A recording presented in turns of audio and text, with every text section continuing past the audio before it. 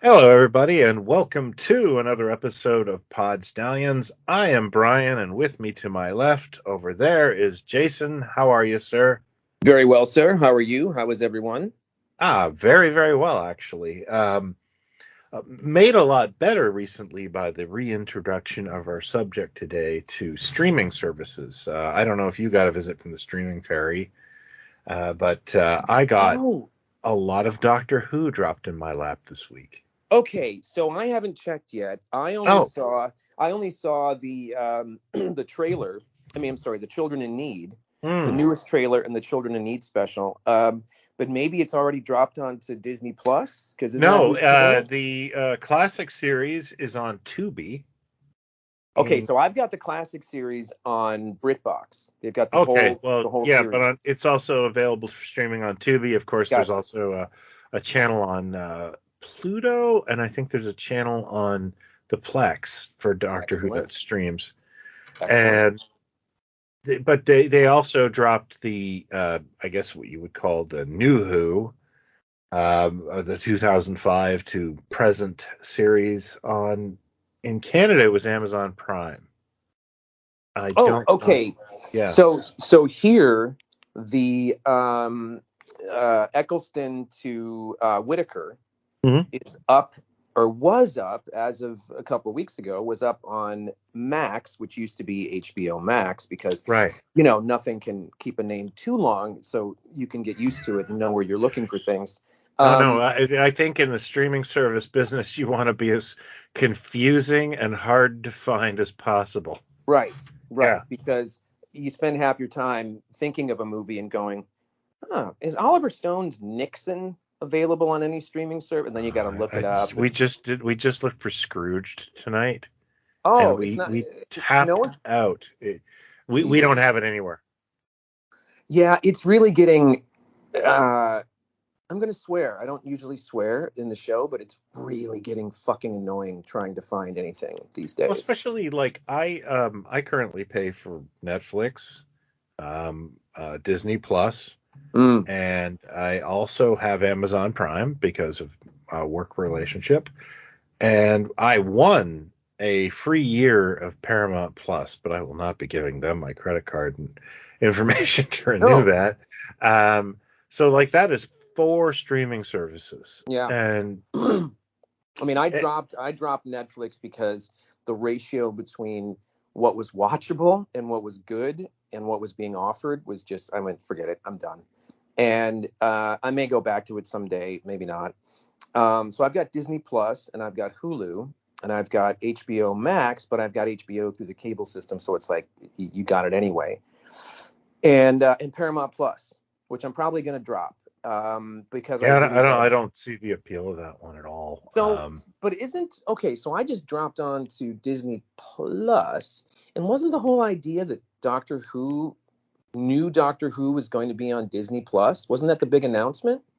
I thought so. I have Because no I don't idea. I don't see. have no idea how this is going to work at all. Well, you know what? As long as we're talking about this and starting the episode off this way, I will Sure. just say, um, for the reason we're doing this episode is because it is the 60th anniversary of Doctor Who, as everyone listening, I'm sure knows. Um, I'm kind of shocked by how little has been out and trickling out leading up to the anniversary.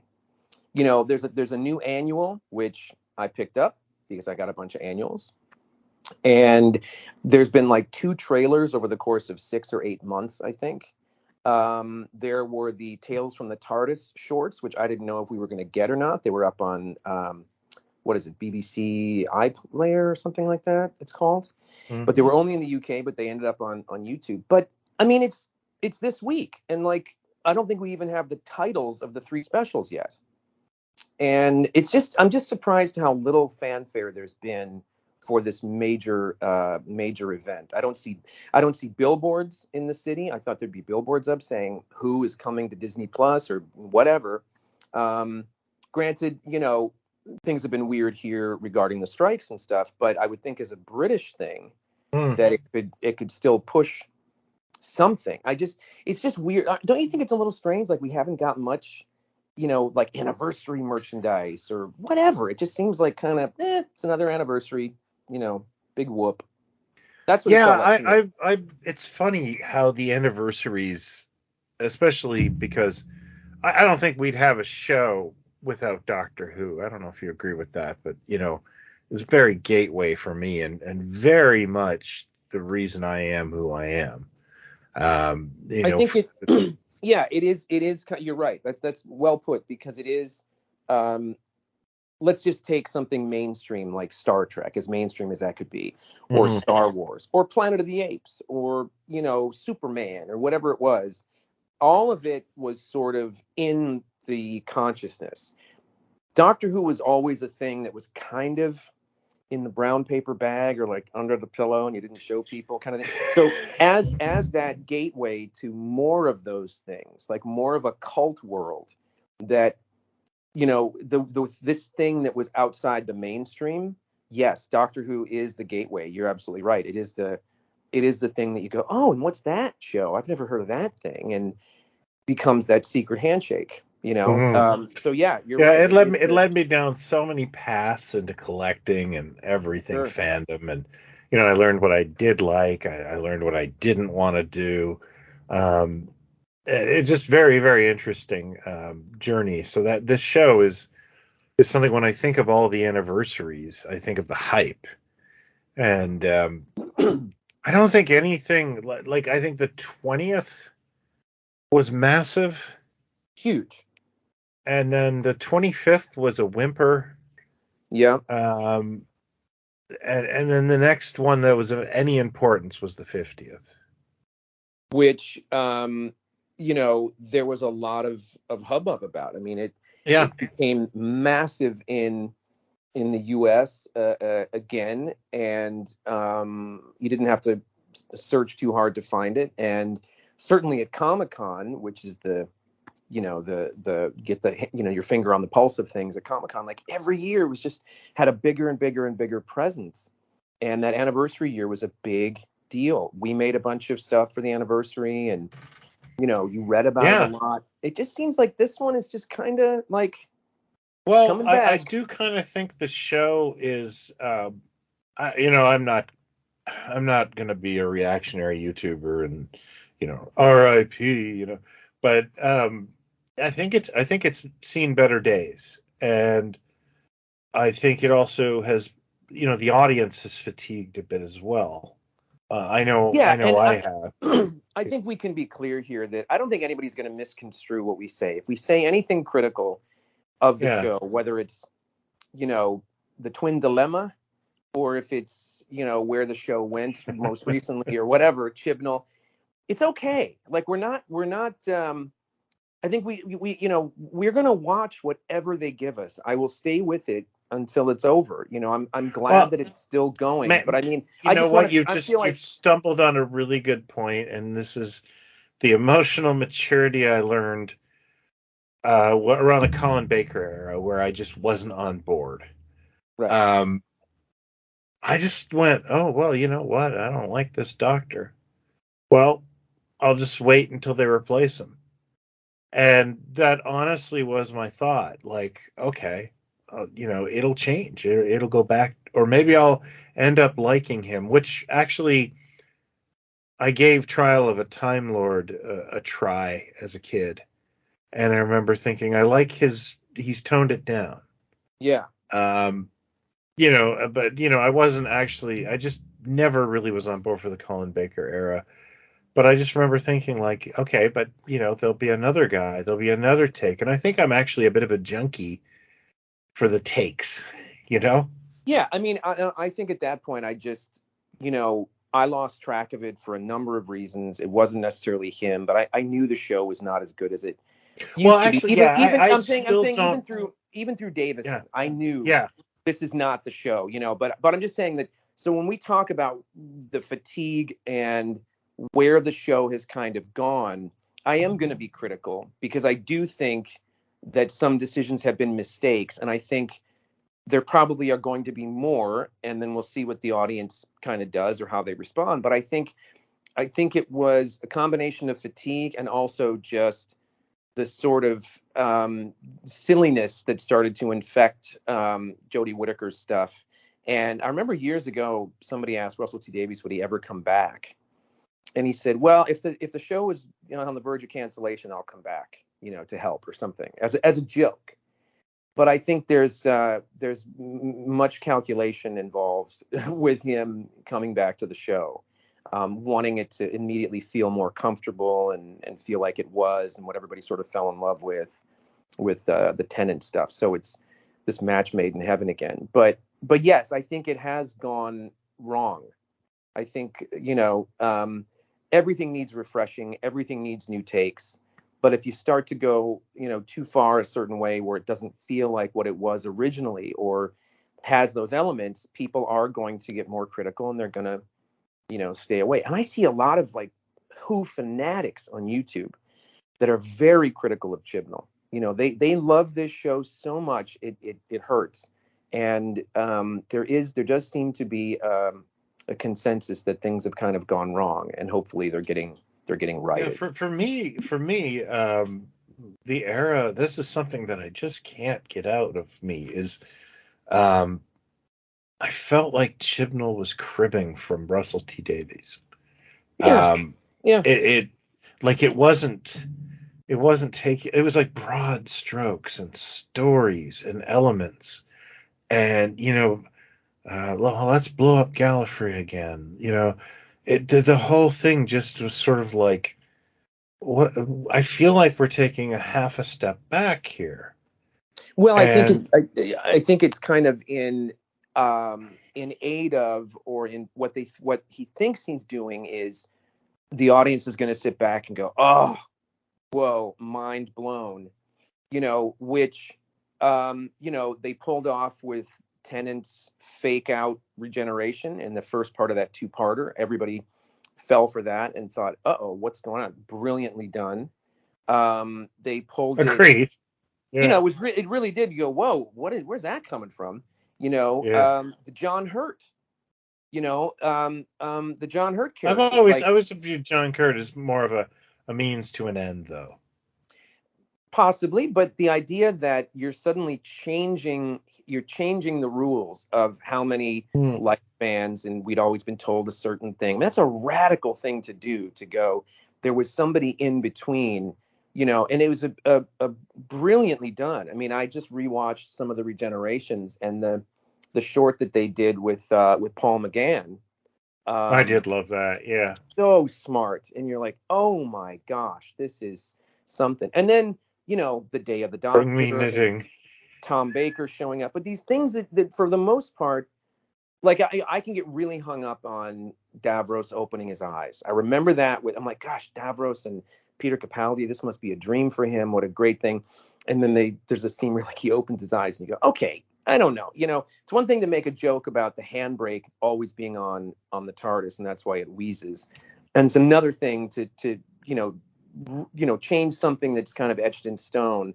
So it's not always been smartly done. But I think what Chibnall tried to do was go, I'm going to crank it up to 11 and really blow people's minds. And then it became that whole thing about Gallifrey, and he was a little boy, or then turned into a girl, and then this and this and this, and then you get this other doctor, and half the time I didn't even know what they were talking about and that pissed a lot of people off. That sort of redoing the history of the actual character from the start. I also like when I remember when they introduced, I think her name was Ruth, the alternative doctor.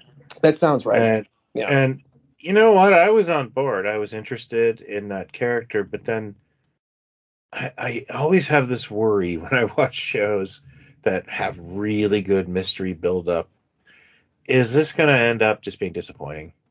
Like, we're at an age now where a lot of TV builds and builds and builds, and then you find out they don't know where they're going with it. Yes, there's a term for it. It's like they know you're going to come back next week because they've left it dangling, but then you get the sense, halfway through it where you're going, they don't really know where they're going with this. They're just getting me to come back and teasing me. Yeah. It just keeps getting weirder and weirder, and you're like, how are they going to explain? And I'm one of those guys that, like, at an end of an action movie where the guy, the cops come and the guy's covered in vampire blood and there's 500 dead people in the street and he just walks away. It's like, no, you would have to explain that shit.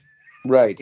Right. Like, that goes on in my head. Like, no, you're not just gonna get out of this. Like, Well, the other thing that I think just became like, there's an episode with the new guy, the actor whose name I can't remember, but after Missy, Michelle Gomez, who's wonderful, she's terrific in everything. Then it became this other master, and he just, he practically chewed the wallpaper off the walls in every scene he was in. And there's one episode where it's like 20 minutes of exposition of him just talking about, then I did this, and then I opened this door, but then I used this key, and then it turned into this, and do you know what I did? And everyone just kind of started to go, what are we watching? Like, and again, you know when you're watching something or a well-known character or a thing, if it's not in the right hands, if someone's kind of getting it wrong, you can tell.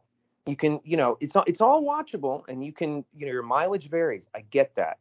But if you know the thing, like, let's do a Superman movie and not have him fly, then you just go, okay, hold on a second. I'm not sure you understand what the character's about. Yeah, so, well, that's I wanted to just say, it's, to me, the Chibnall stuff looked like, remember when we used to trade tapes? Oh, yeah. And you'd get, the generations would get really bad. To me, it was starting to look like third generation Russell T Davies with a little bit of JNT sprinkled in. You're right. It actually, I thought at times it seemed like, and this is, I'm not saying anything negative about the Sarah Jane Adventures, but the Sarah Jane Adventures was made for a younger audience, and it just looked different. It didn't look as high end as Sure, yeah, it was a cheaper show. It just kind of started to feel like that, like you're making a cheaper show. And, well, I didn't really get that, but what did bother me was like things like that. I think that guy played Waris Hussein in the he did. Doctor yes, Who. It's the same guy, the guy who played the Master. Yeah, and I really liked him in that. And he's great in everything. Yeah. Oh, he's the master. I can't wait. But unfortunately, and this is just a grievance of mine, Moffat didn't do this so much, but Roger Delgado was the original master. He was not crazy. He was, a scheming Moriarty type. Yeah. Anthony Ainley kind of introduced that, hey, I'm crazy, because I think he was a bit of bigger ham than Delgado. Well, I think it was Panto. It was like John Nathan Turner. Yeah. Became pantomime. Yeah. Yeah. Yeah, but I mean, like, Delgado kind of just had that about him. Yeah. And Ainley was more of a, And, yeah. I mean, I don't have I thought he was good casting then. I still do. And apparently he really made an incredible impression on the role, because, Russell T Davies, when he brought back the Master, he was like a hold my beer with John Sims Master. I was really excited about John Sim being the Master. Didn't really like it.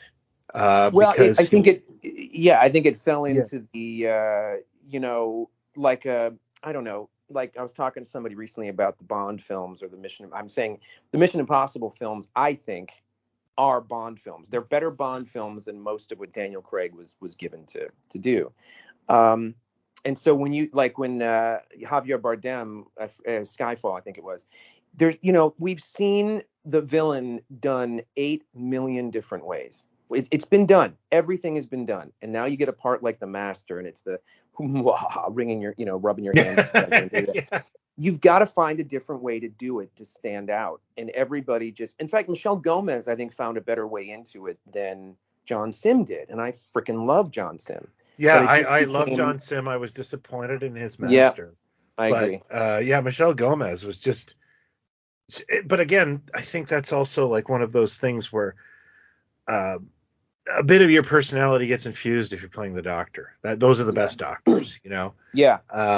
And I feel the same way. Like, you can't act your way through Doctor Who. There has to be, like, I think even Eric Sayward said that. And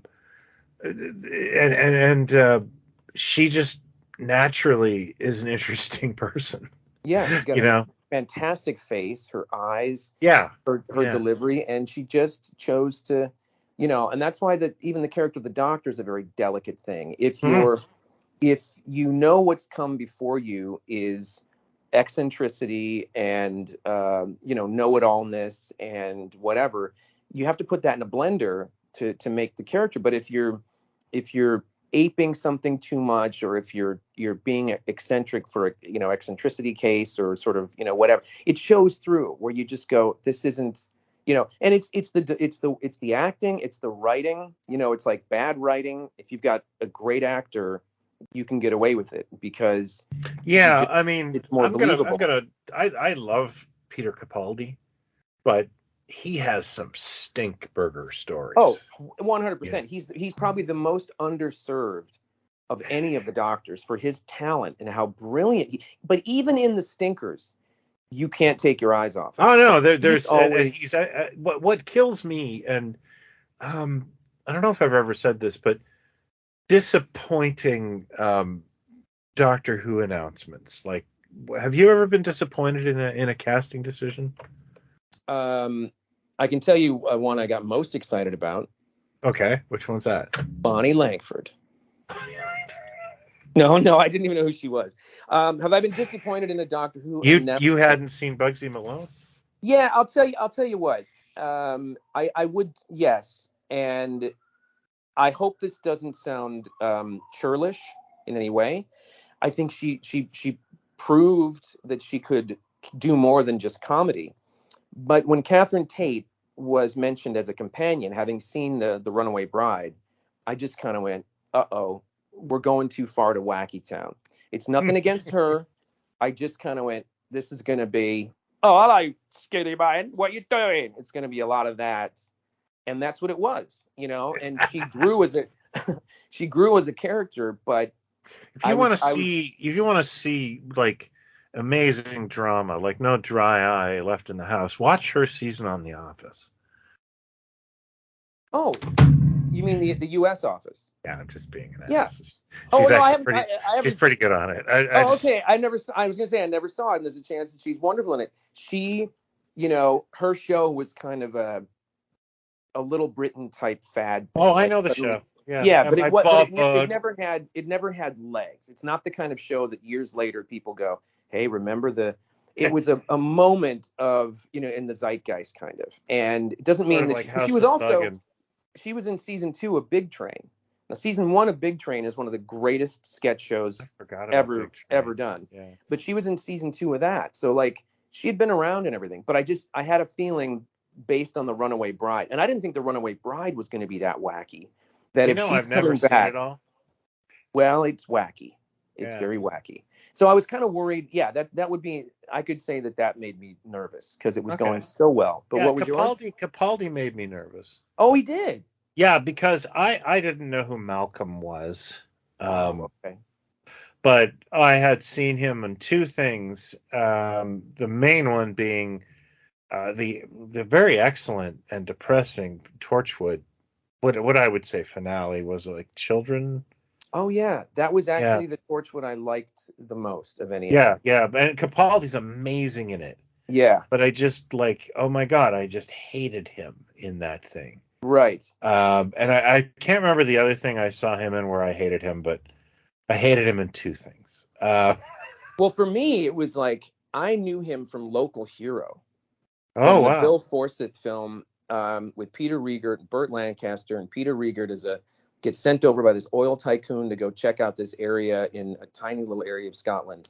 It's a wonderful Peter film. Riegert, like from Animal House? Yeah, he's the lead. It's a beautiful movie. It's a quietly kind of funny comedy, very character driven. And Dennis Lawson is in it as well. Wedge from Star Wars, Ewan McGregor's uncle's in it. Score by Mark Knopfler of Dire Straits, very quiet and lovely. But it's a terrific film, and my father took me to it. I don't know how he ever found these movies, but he did, and I just loved it. And Capaldi is his contact in Scotland. So when Riegert gets to Scotland, yeah, he's this goofy gawky. Yeah, weird I've seen a looking, few scenes with him in it. And there's a scene of him running or something, and it's yeah, like, he ooh. runs like a total spaz. Yeah, And he's also George Harrison. that's right. So the The, next thing I saw him in yeah. was that made-for-TV thing, and he played George Harrison, and I was like, that's the guy from Local Hero. So I've always kind of been aware of him in stuff. And then along came, I mean, he was in The Lair of the White Worm, the Ken Russell film. Oh my God, so was Hugh Grant. Hugh Grant and Amanda Donahoe and Patsy Kensit, I think, might be in What it. is that about? I've never like it. It has Well, there's this lair, see, yeah. and It's in like the lair, some evil worm or there's a something. giant white worm in the lair. Right. Now it's kind of Lovecraftian, but on a low budget. I thought it was And written by like Bram Stoker or yeah, something. yeah, but Yeah. it's got this weird sort of tradition to it, and this woman that is this like the spirit of the serpent kind of thing, and Yeah.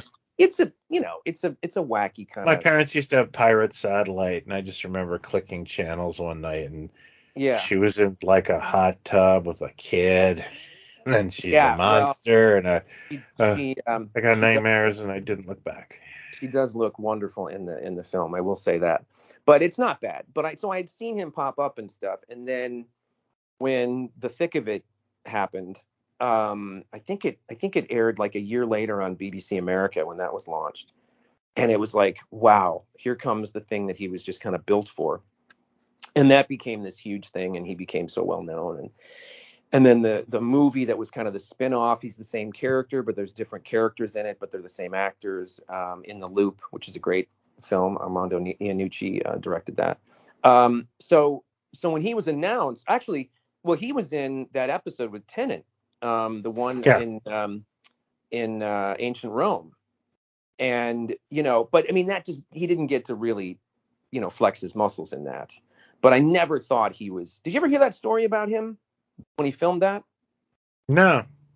I think Mark Gatiss told this story. Maybe Gatiss might have been on set when they were doing some of those that I forget, but I think Gatiss told the story.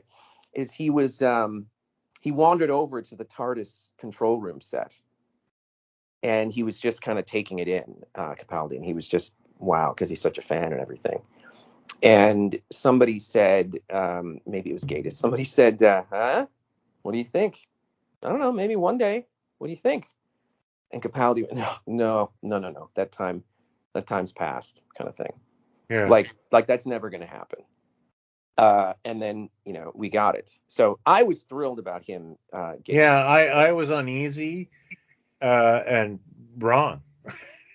Well, that's good. Yeah. Yeah. Because you really dig. Do you dig him? Is Tennant your favorite of the new, or is Capaldi? I think it actually would go between Smith and Capaldi. Yeah, I'm right there with you because I Yeah. think Smith is absolutely extraordinary what he did. Yeah. For a guy that nobody knew who he was, I thought from the first episode he was almost fully formed. Yeah, I think of all that is probably there's several reasons why I like the Smith era. One, I had 2 kids and they were both really interested in it. I had a daughter named Amy, perfect age for that sort of thing.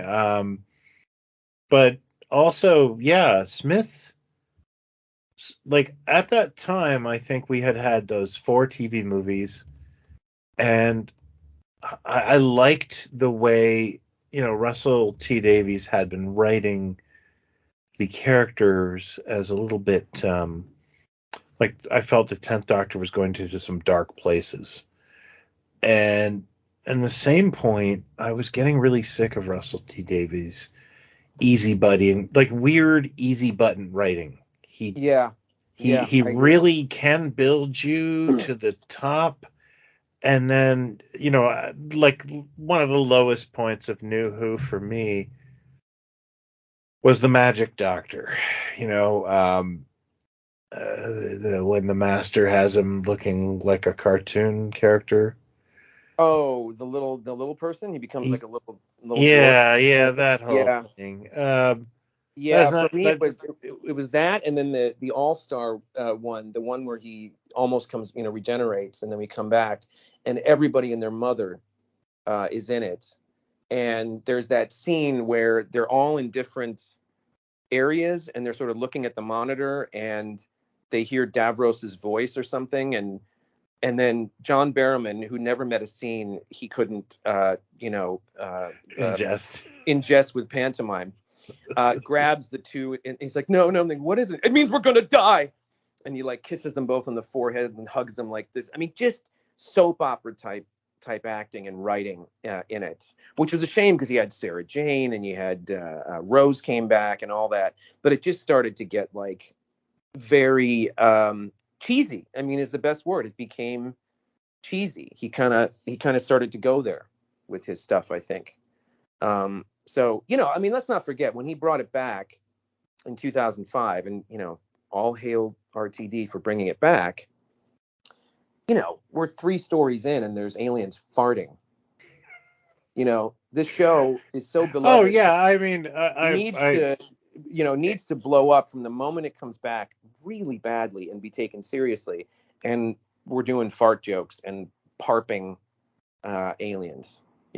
Let's not forget the Slovene. Yeah. They were not subtle. I couldn't believe it when I saw that episode. I was like, what? Didn't Dalek follow that though? Yes, which is a great. And Dalek was like, oh yeah, all right, that's I'll forgive the farting, And the two the Stephen Moffat one, the 2-parter with in World War II was. Oh god, yeah, that was very, very good. Good and spooky. But wait, maybe we should go back a ways. I think we've talked about this show probably more than any other show in the history of this podcast, or in the history of this podcast. Yeah. I think it would be like, the Ropers would, get us close to that. Yeah, Punky Brewster and probably Doctor Who. But okay, so I think everybody knows that your exposure to Doctor Who was earlier than mine because you had Pertwee over there in Canada. I sure did. Until around 78, I believe, when Baker stuff was shown, which I thought was on a local station, but it might have even been on my PBS station that I don't remember. But it was a daily. It aired every day at a certain time after Battle of the Planets. And then the next thing I saw that had anything to do with it was that famous Monsters cover and that's a brilliant cover, eh? The Fangoria cover. I think it was the Prophecy cover that has the poster inside. But that was the best you could get at that point for information. So we're watching it. We're watching the show maybe a couple of years after. Like you were getting Baker just like I was though, right? Like I was getting the 75 Baker in 78. I think we started getting like Baker when I was like 9. So yeah, like okay, 80. So probably around this, okay. Yeah, so our time stream of how we're finding out about this show and where we're getting information. I didn't discover the magazine until 82, I think, when a friend of my cousin's said, there's a magazine. And I was like, no way. For me, yeah. Something like that. And I found one place. 82, 83, yeah. And I would pick it up every month. And then the mail order stuff kind of started after that.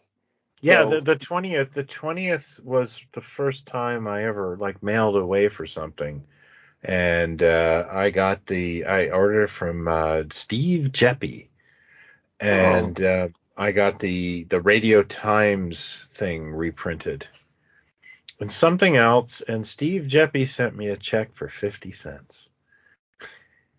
Oh yeah, that's right. See, my first mail away that wasn't a Star Wars figure, taking the proofs of purchase and mailing away for a thing.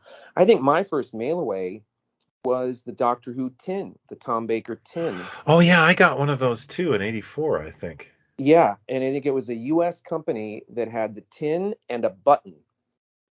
That's it. They had like the tin and a button, and I don't remember how I found out what it was, but I ordered both, and that was my first. I still have both of them. That was my first item, mail away item. So all the mail away stuff started in 83, 84, whatever it was, and I was mailing away to England, and that's how I was starting to get information, the backstory of the show. But really, the thing that taught me more than anything about the show was the 20th anniversary book, Doctor Who: A Celebration by Peter Haining. Oh, is that the one with the TARDIS and the balloons coming out? Yeah. Oh, yeah. I memorized that book. Right? I mean, I remember reading one, because he gives synopses of every story and then who the guest stars are. And I remember reading one, I forget, was it The Chase or something? And then the last co-star was the Beatles. And, my brain kind of went, wait, what? The Beatles were in Doctor Who? Like, I've read all these Beatle books. I didn't know this. My God, it's amazing. Two worlds colliding. Only to eventually see it when it aired in the 80s, when all the prior to Baker, all the other stuff hit America. They basically gave the package to America, every single story every week. And I saw that episode where they're in it. He's looking through the machine where you can just punch in any date and it'll show you, Lincoln giving the Gettysburg Address and then whatever. Well, it's not in the show anymore. Oh, no. They took it out. It's not in the show streaming and it's not in the show on the DVDs. So that is missing from the story for whatever copyright reason, or they wouldn't pay or something. I don't know. You got to pay us time, Lord. But that book, that book was wouldn't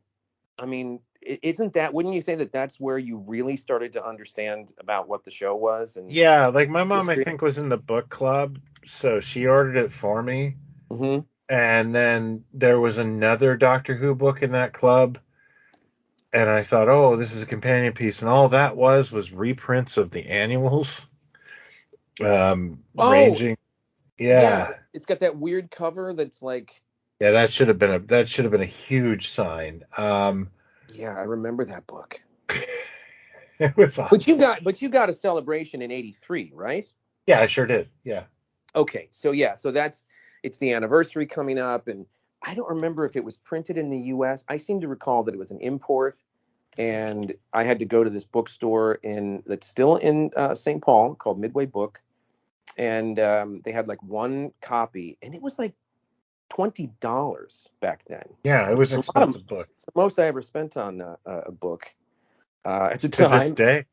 Yeah, but it was a history lesson. I started to Oh yeah, it definitely filled the sponge that was my brain for facts I'll never need. Like, I still know to this day that Jean Marsh, former wife of John Pertwee, when she's in that the Dalek master plan episode, she kept her sandwich in her kit on the show. Like, she was wearing this weird outfit. Oh, I don't remember this at all. Oh yeah, no, it was in that book. Yeah, okay. That kind of freaky deaky stuff haunts me to this day, and I don't know what I'm supposed to do with it. I think it just, the next time it comes up at a cocktail party, you're gonna go. Someone's gonna mention Jean Marsh. You know the funny thing about her? Oh, what? During the Dalek master plan, she kept a sandwich. And that's when they cut you off. Like, I think Brian's. That's when they. Yeah, well, it wasn't my idea to invite. Maybe it's time for you to go home. Yeah, it had a bunch of bits of information, and then the next thing that, besides, so I'm getting the monthlies and I'm watching the show, and the first season of Davison is running, and I think maybe the second season of Davison was running. I pick up the paperback of the 5 Doctors, which I did not read until I saw the show. But you do it the other way. No, I did not read it. But it's always better in your head. As you know, I was a member in good standing of the North American Doctor Who Appreciation Society, or NADWAS. NADWAS kids thought you were so cool. Well, if you didn't want to, us Dwin kids were all right as well. So I was in NADWAS before I joined the Doctor Who Fan Club of America, which was, they really kicked it up because that was a full color paper, and they had stuff. Oh yeah, the lenticular the color changed logos. And they had a canine, like a stuffed canine that they made and sold, and a balsa wood TARDIS kit that I bought. Yeah, that thing was BS, dude. Had around. I kept It was walking crap. past it, and I'm like, That was one a day I'm box gonna of get to that. sticks. You know what they did? They sold a box of sticks with impossible instructions that had been like photostated a million times, and they knew everyone would just give up. It looked so good in the photo because the photo was painted and put together, and you go, God, look at that thing. It looks like a miniature from the show. I gotta get this thing. Yeah. And then it just sat there for forever. But so I was in Nadwaz, and then a newsletter came through that had what they would do. You know, it was very little information in there, but they would photocopy articles that sort of hit the tabloids and things like that, and they'd include that in the newsletter. And there was the photo of Davison, Pertwee, Troughton, and Baker's and Herndal, and then Baker's Madame Tussauds statue. Yeah.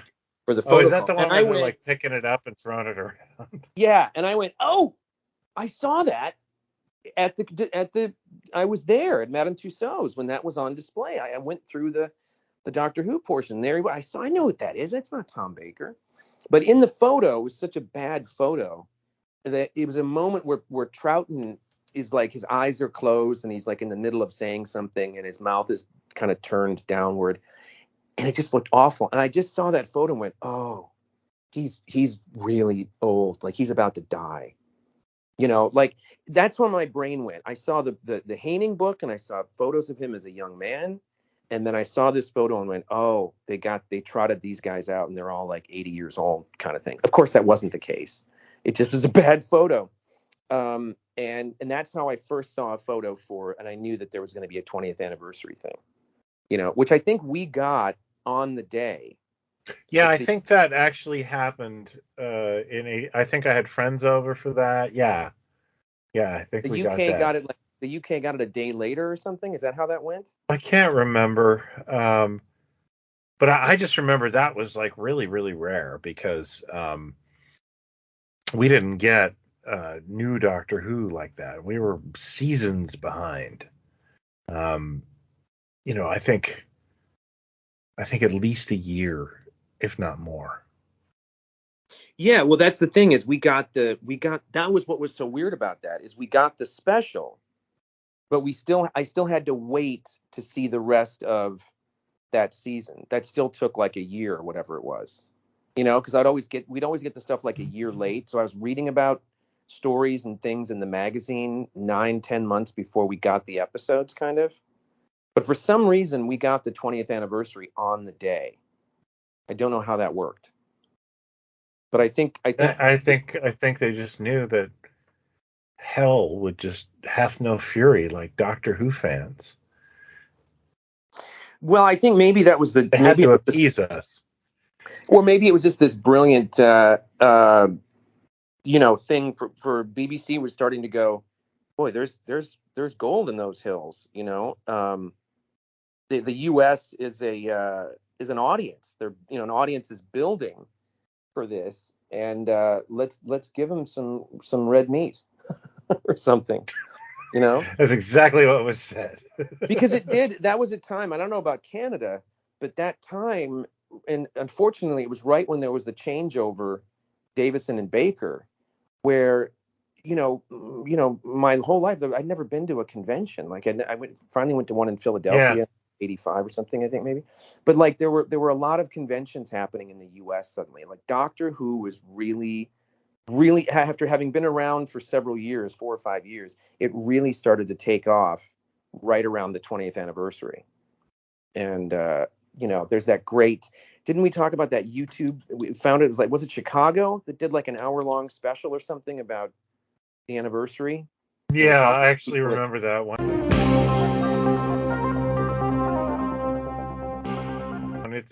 There were a couple of them. Some of them weren't that great, but I was in for all of them. Like there just wasn't enough exploration of stuff back then. Yeah, they're like talking to people at conventions, and there's that guy dressed like Hartnell going, "Hello," you know, I'll punch that guy. He's already. Well, I've always had and this came right back from Doctor Who conventions. I have no problem with cosplay. I cringe at some of the people doing the act though. Like that bugs me, and it's a personal thing, I think. Yeah, cosplay all you want, but Yeah. don't try an accent, pal, if you don't know what you're doing. Oh, and if you're cosplaying as Deadpool, it's hard to be that witty, you know? Right. Best not to even engage. Yeah, yeah. Be a nice mute Deadpool. Yeah, best not to even engage with the Deadpools. So anyway, so that is our background with this, and I think you kind of walked away or sort of drifted at a time around the same time I did. Yeah. Then we got word that it was gone. The magazine kept going. I Hey, never yeah, got do it. you remember when you read it was canceled? Like what your mentality on it was? Do you know what's funny? You know what? I don't remember where I would have found out or how I would have heard. I just kind of went, I saw some of the McCoy stuff here and there, I and liked it, but I moved so much at that time, I couldn't catch up with it. yeah, I don't remember how I found out that it was finally canceled. I can tell you the next time I picked up the magazine was the Comic Relief. They had Rowan Atkinson Oh and yeah. Julia Sohala, I think that's how you say her name, from AbFab, Hmm. uh, on the cover. And because I was such a Rowan Atkinson, Blackadder fan, I went, oh, what's this? And that was the first issue I had bought since 84 or something, I think, maybe 83, 84 or something, maybe 85. And then the next issue I bought had Paul McGann on the cover, because I was getting excited about this Yeah, TV movie that I happened. would when I heard it was canceled, I can remember thinking, well, it had a really good run. And it was Yeah, embattled at that time. yeah. And also, you're like, I think it got canceled when I was like 18. So you're so narcissistic at that time that like, well, I'm not watching it. I don't care. You know what I mean? Like, But do you remember when, the magazine was sort of saying, hey, Michael Grade has taken it off the air. You could oh really, yeah, oh you could yeah. really help the And then we got cause. that dog's breakfast of a song. How dare you? Hey, my first con, which was like called Who Con, I don't know, in 1985. Um, I still have footage from it and photos and such, and I still talk to one of the guys I went to it with. Um, that song played like a million times in the dealer's room. The amazing dealer's room that would be like I would want my money back if I went into that now.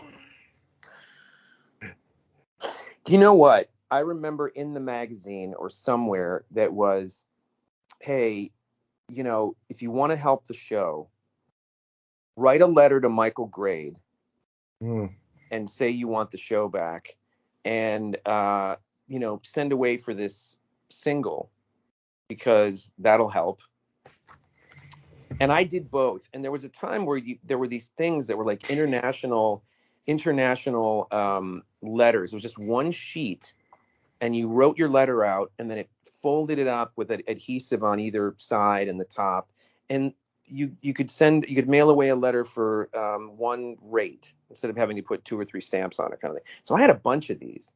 That's how I used to write to my pen pal, who finally figured out I was a child and changed his name and disappeared and left the The country. reverse catfish. Yeah. But I wrote a letter to Michael Grade, and I like to think that letter is what got the show back on the air, probably. Is, So he read your he read letter my letter and went, you know what? 20. I'm going to Yeah. give, Oh, I see. So the trial of time Lord. Okay. yeah. Yeah. So I wrote a letter, and I got that fucking single, which is probably, Doctor in distress. Oh, I don't want to and get copyright struck. let's keep in mind, this is a time when, after Band-Aid and after We Are the World, which is a horrible record, but Band-Aid's a great record. Everybody Oh, but did you know tears are not enough? everybody was making a charity record. Everybody was doing, it was the thing, and so there was a lot of shit that got made. Even so, they're still doing worst, this crap, by the way. This is the worst thing that was ever made, as something that was riffing off of Band-Aid and We Are the World. This has to go down as the worst all-star record. I'm about to make incredible controversial remarks. Colin Baker, not a singer. Colin Baker, Anthony Ainley, Nicola Bryant, and I think the next biggest name was like the guy that sang with Bucks Fizz. that was on the single, I think. It's almost like an It's Always Sunny in Philadelphia plot. Like, who we got? They tried Bono. They tried Sting. Yeah. They called Simon Le Bon. Everybody was busy. Oddly enough, they probably could have called Peter Capaldi. We got the guy from Bucks Fizz. What was it? It was Ian Levine put that together, right? Like Superfan Ian Levine put that together. Yes. Yeah. It is horrific. It is one of the worst things ever made. Is he still around? Is he still with us, or is I think he is. Yeah, I think so. Okay. He did a lot of good, Yeah, most definitely. But yeah, so it's gone. So it's out of our lives. So where were you when you heard about the Canadian-made, BBC-sanctioned Paul McGann TV movie? There was a lot of. I remember that Doctor Who, the ball was just kept in the air with. You'd hear about a movie.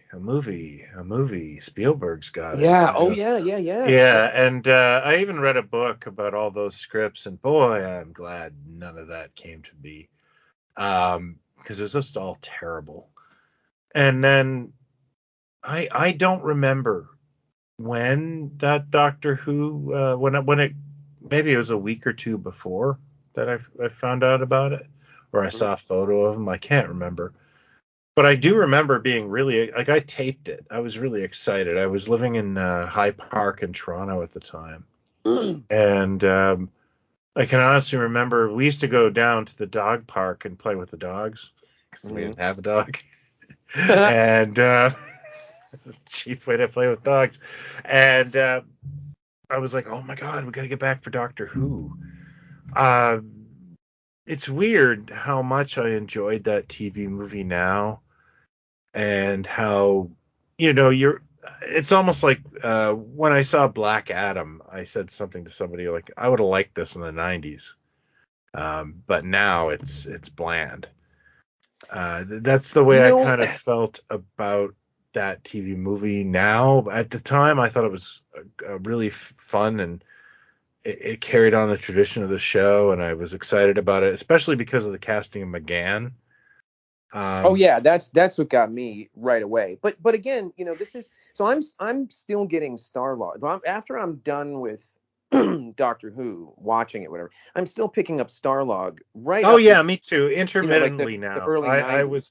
So I'm getting a lot of my Doctor Who information from Starlog, and maybe that's how I found it got canceled or whatever. But in Starlog is where you'd get the rumors page and all these things, and there were these stories that were like, Universal has bought the rights to, Doctor Who, and like Eric Idle's name got mentioned at some point, I think, and there were all these sort of rumors, floating around. So when I found that this TV movie was happening, and I got the issue of Doctor Who monthly, the night that I watched it, I actually watched it with a then friend who was a guy who was a set designer on Deep Space Nine. We went over to his place and had some drinks and some food, and we might have done some other stuff. I can't confirm or deny that, but anyway, we were both. He's actually British, and yes, we had sex, and he's British, and so he was a big fan of Doctor Who, but like lost track of it many years ago. But I was really expecting a train wreck. I really was thinking there's no way. Oh, really? Right. Well, because I knew how delicate this character was. I knew that it was like, okay, you know what they're going to do? They're going to Americanize it, and they're going to make it this, like, turn it into an episode of Simon and Simon or something, that this is not going to be very good. Do But I not tuned talk in. shit about Simon and Simon. I tuned in because of being a fan of Doctor Who, but mainly for Paul McGann, because I was a big fan of his, and With Null and I is one of my favorite movies, and so let's do it. And as we watched it, by the first commercial break, we both kind of looked at each other and said, "This ain't bad. This isn't right." And then, you know what? I honestly think that's why it failed, because it was too interested in keeping our attention. But well, you're probably right. And there's actually a great documentary on the DVD of the TV movie that's like a 90-minute documentary about the history of how long it took to finally someone to say, okay, go, let's do it. All the rumors and so on and so forth. And one of the things that, I forget who it was, but it was the thing that this became kind of his baby, this guy who wanted to make Philip guy. Yes, him. He insisted Sylvester McCoy has got to be in this thing. And, again, kudos to him. Yeah, I feel like that was amazing. It probably and I was very grateful for it, but it probably sunk the whole thing. Right, because you spent the first 30 minutes with another character that barely spoke, and then you're introducing new people to too much, but you're kind of giving a reward to the people that have been waiting for this thing, I guess.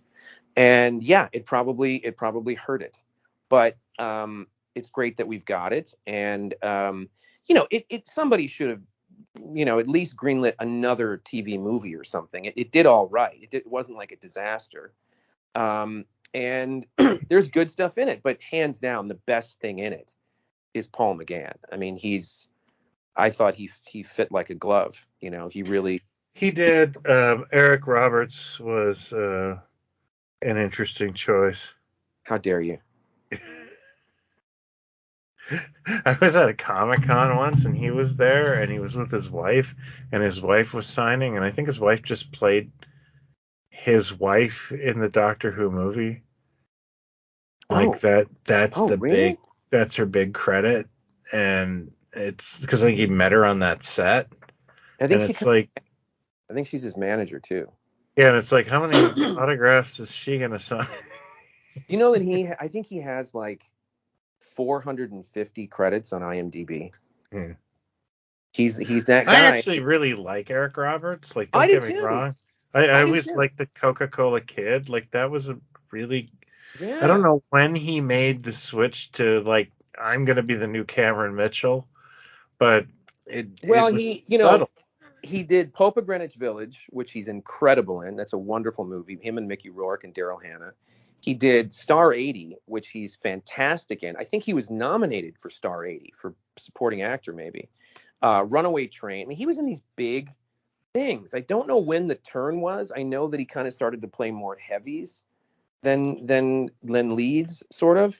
But something happened where suddenly it was, the direct to DVD kind of market, and he's one of those guys that like works for a day and they throw. Yeah, and then he ends up in like The Dark Knight, and then he ends up in The Dark Knight. Yeah. And, you're like, okay, I get this, and then it's like, then he's a talking cat, and I'm not making that up. What was the talking cat? Now I need to see that. It's not a talking cat. It is a talking cat. Have you not heard of this? No. Oh yeah, he has done movies. I think he's done David Dakota movies. Okay, like where I'm pretty sure one of them just says Eric Roberts and it's him on the phone. Like he is on the phone. What? And he sounds like he's about half a bottle of wine in on the phone. Well, see, I thought that was part of it too, and we'll talk about this more in our Eric Roberts episode, which we'll do in a couple. You mean our ongoing Eric Roberts? Right. After he sues us. 12-part podcast, the life and times of Eric Roberts. But I think he sort of got into some bad juju or something. He sort of, the lifestyle got the better of him and things or whatever. And I think he's sober and everything. And the wife kind of put him back together, and she's the manager now. And I don't know. I'd heard some things like that. So that might have been some of how the. But you're right. He shows up in The Dark Knight, and he showed up in a movie that I like. It's very cult, but it's the Paul Thomas Anderson movie, Inherent Vice. With No, I don't know that one. Yeah, it's kind of like his homage to Robert Altman's Marlowe, the movie with Elliot Gould. It's kind of like this early 70s LA detective thing, and but he shows up in that, and he's great. He'll kind of like Nicolas Cage, where every now and then Cage does something where he makes you realize, oh yeah, he got here for a reason. Yeah, you see something like Pig, that movie Pig that Nicolas Cage. He's fantastic in it. But then you turn around and watch him in some movie about a post-apocalyptic world where he gets like one of his testicles blown off by an explosive, and he's got to get through a. I don't know if you're making this up or not, but I wouldn't bet that probably happened. It happened. It's a real movie. So I liked the one where he has to fight the demons that are inside Chuck E. Cheese mannequins. Oh yeah. I forgot. And he never says a single word. Doesn't say a word. And he kind of builds it into the character where you kind of think the character might be like mildly autistic because he takes a break at the same time every hour. Like, you know what I mean? Like it was actually kind of like, oh, maybe he meant, maybe that's a little stagecraft. I don't know. And then something will come around like that one with Pedro Pascal, which I thought was great, and the one Pig, and then The Color of Night, and Mandy, and Wicker Man. So that's Eric Roberts. So that was a weird choice to have him in the thing, and but anyway, but I thought, I did kind of hold out hope that, why couldn't Fox have it right after X-Files or something? Maybe they could. Well, it wasn't. It also was in cartoon development hell here in Toronto for a while. Yeah, tell us the story. How did that happen again, or when was that? Well, the way I found out about it was kind of funny. I was at a toy show, or I was at a Star Trek convention. This is about 1990, 91. I used to set up and sell bootleg VHSs of, the Star Wars Holiday Special and things like that. And a guy came up to me and he started talking to me. He goes, "Oh yeah, I'm working on Doctor Who right now." And I go, "Oh, what in what capacity?" "Oh, I can't say. I can't say." And I was like, "Oh, okay." And then we kept him talking, and I was like, "Hey, where do you work?" And he's like, "Nelvana." And I'm like, "Oh, so we're working on a Doctor cartoon." And he was kind of like, "Oh my God, You make an announcement. Yeah, I just said it really loudly, but it got out, and it never went anywhere. But I think about, oh gosh, my friend Tony, who's in the Pod Stallions group, he had an amazing comic book store in the Junction in Toronto. Around the time I lived in Hyde Park, around the time that the Doctor Who movie aired, and he, I guess like Nelvana employees used to just drop off and trade original cells. And I went in there one day and there was just a pile of Eek the Cat, which I think I grabbed a couple. And the bottom was this Doctor Who thing. I think I paid $25 for it. And he was sort of like, he had round glasses. I still have it. It's on my stairs. Yeah, he has a big question. He looks like Egon from the Ghostbusters cartoon. Yeah. And he's got a big question marky trench coat, and it's very Morbius or Mobius, yeah, Mobius. Mobius, yeah. Yes. I get them all mixed up, vampires. Mobius is the artist, Morbius is the vampire. The greatest freaking movie I've almost seen. I mean, it's not as good as Catwoman, but right. But what is right there? Yeah. And it has Matt Smith in it, so that makes it relevant to Doctor Who. Right. The Nelvana animated thing. Yeah. Was after the TV movie or before? After the TV series got canceled. Okay. There was lots of talk between BBC and Nelvana to produce, a co-production animated series. Very interesting designs. Some good, some bad. Seemed like it got retooled a whole bunch. There's some great articles out there about it. Yeah, I think there's actually a YouTube video too that somebody talks about it. Yeah, and it's funny. I put that on just to go, how long before I see the cell that's on my wall? Because in the 90s, I shared it really liberally with people. If anyone asked, because like when I started getting back into Doctor Who in the late 90s was also the time when the internet, because I think I got back into it when I got back into it around late 98 when I was getting married. I remember I was getting, because there was that VHS revolution, Yeah. and I just, I've always loved Doctor Who, but nostalgia kicked in and disposable income. And, my wife and I would go down to the world's biggest bookstore, which was downtown Toronto, at least once a week. Back then, you could do that, where we lived in the suburbs, but we could be in downtown Toronto in 20 minutes back in the 90s. Mm. Now that would be, what is that? The Voyage of the Kon-Tiki.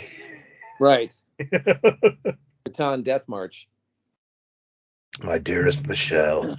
But it's thank you for bringing that up, because we both collected. I'm guessing we don't need to go into detail, but I sold everything. I had the collection I had before I left the Twin Cities. I had all the Target books, I had all the magazines, I had all the Pinnacle books, I had all the Weetabix cards, pristine. Both all three sets of those. I had a ton of stuff, and I sold everything for the most part. And once we got to once it started the rumors got stronger in the mid 2000s about the show coming back.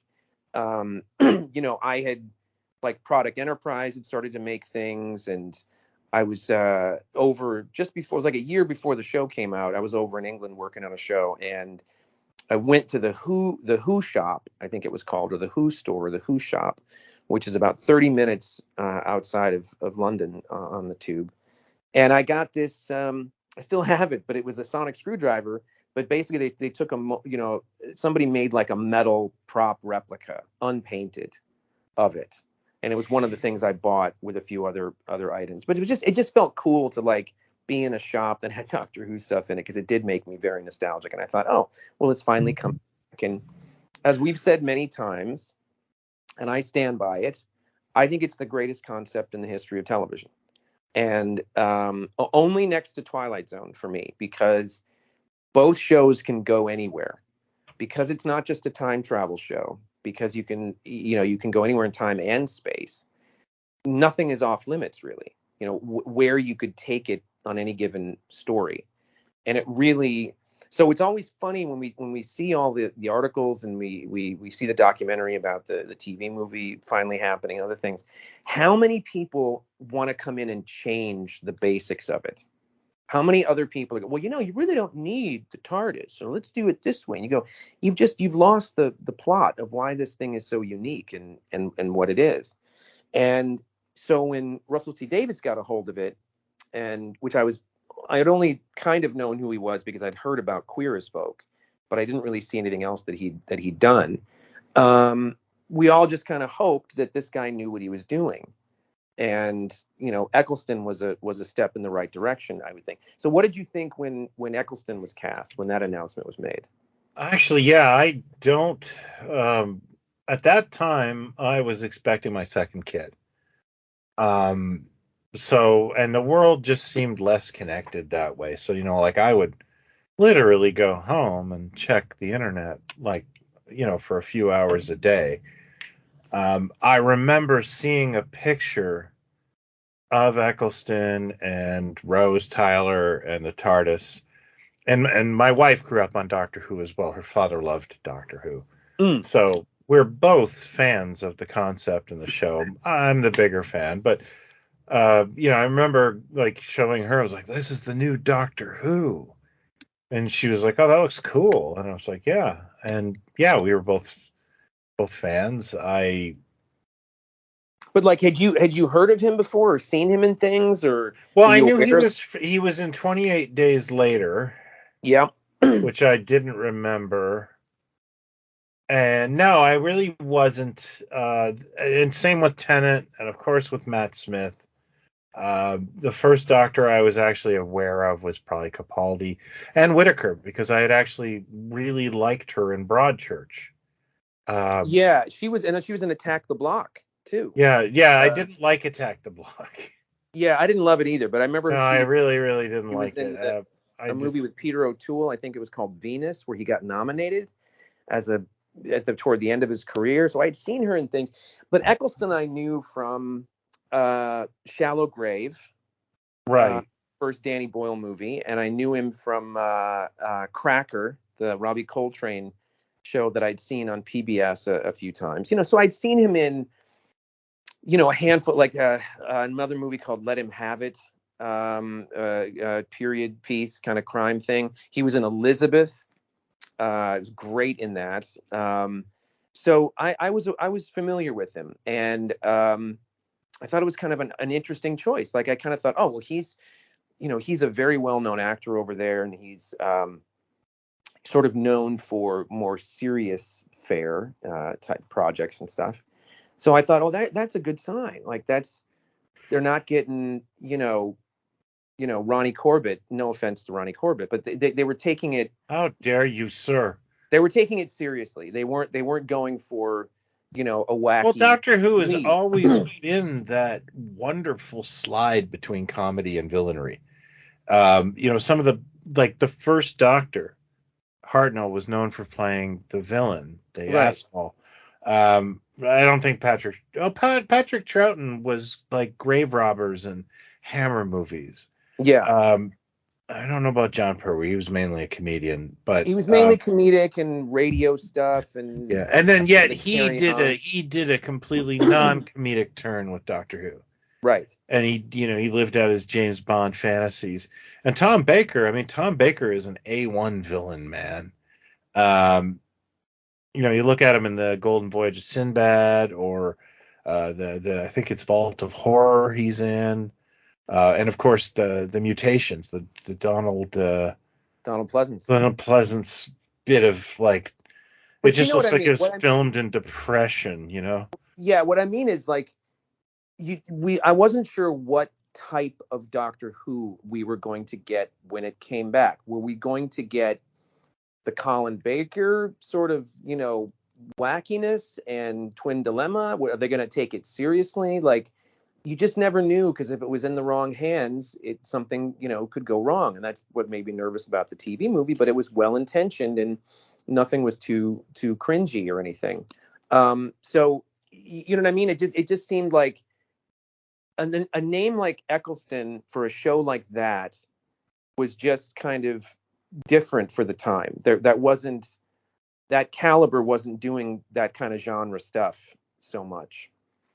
And it Now, was but have we ever gotten to the point of like what his deal was, why he left? I think so. I mean, he said a lot of vague things over the years, and then he was sort of pressed a little further on it at a couple of conventions. And while he didn't name names, he's a very principled guy, like to the point of probably self-sabotage, where he, everybody's equal as far as he's concerned on a set. There is no pettiness and hierarchy and everything. And he'd said many times about the way you talk to people, and he had seen people in charge be very rude and condescending toward other people on the crew. And it sort of became a pattern that he'd seen, and he didn't like it. And I could only think that it started or came from Russell T Davies, because they had worked together before. He'd worked on a show called The Second Coming, where he is the second coming of Jesus Christ. And it's in modern day kind of story. It's very good. It doesn't totally work, but it's a great concept, and it was a Russell T Davies thing. So he had approached Davis, and he's like, hey, if you're since you're doing this, I'd love to get a meeting. Like, how about me come in and do it? And apparently he'd already been kind of thinking about him. So they had a history, and it must have fallen apart fairly quickly, because we knew, I think one story in, they waited until the story premiered, the Rose thing premiered, and then the announcement was Yeah. made leaving. Like that has never happened. I don't think that's ever happened in the history of anything. Where Yeah, hey, I hope you enjoy this show. By the way, this guy's dead. yeah. Well, Somebody dying. Yeah, we've had plenty of that where the thing comes out and it's like, well, I wish he could be here, but he's dead. But to be like, it's back. It's so back. I can't believe. Wait, what? He quit? The show just aired. What are you talking about? And that was very strange. And everybody. That's happened a few times though. There's like, I think, most famously, like Robert Blake just stopped wanting to be Beretta. And left that show while it was still highly rated. There's some rumors that David Carradine left Kung Fu, but right. But I'm saying that on who you ask. A new Star Trek comes back after however long, and it's like, yeah, premiere ratings, people are excited, and then the next day the lead says, I'm leaving the show at the end of the season. I'm done. It doesn't happen. It just doesn't happen. And but they had to start building momentum for Tennant. They had to get people excited about the show, knowing this guy's leaving already. And everybody started to panic, like, well, is that, maybe it's no good, maybe that's the problem. So they by getting Tennant announced so quickly, it was like, don't worry, everything's fine. You're gonna love the show still, but don't fall in love with the guy that's playing him right now because he's already gone. So it must have happened fairly early on in the filming of it that something went down, and Eccleston was like, F this noise, F you guys. It had to be pretty bad, whatever it was. I don't think it was to him personally, but he saw behavior that he didn't like and that didn't get curtailed in some way. And that turned him off, I guess. But I've always wondered about that. Yeah, there's never been like, this is the day it happened and this is what was said, and he's always been kind of vague about it. He did finally come back to the character. In Big Finish audios, which he, somebody interviewed him for those. I saw that on YouTube or something, and they're like, so why now? He's like, well, I need to work. I've got a family, and, we've had a pandemic, so it seemed like a good idea. Like, he wasn't going there. He wasn't going to, because he was asked to come back for the anniversary, and it famously said, never bathe in the same river twice. Like, I'm never coming back to that part kind of thing, which is a shame because it would have been great if he would have done the 50th. I was actually, I think that was one of the reasons I watched, I hated Thor 2 a lot, but I was also like, so this is okay, but you won't return to Doctor Who. Yeah, and he got so many more genre things. I mean, he got onto Heroes, which at the time was one of the biggest shows in the U.S. Yeah, he was the Invisible Man. Yeah, he was there, and he was in the G.I. Joe movie, and so he started. He really could pick him. But I mean, he started. Those offers weren't coming before because he was always doing smaller, art housey kind of things.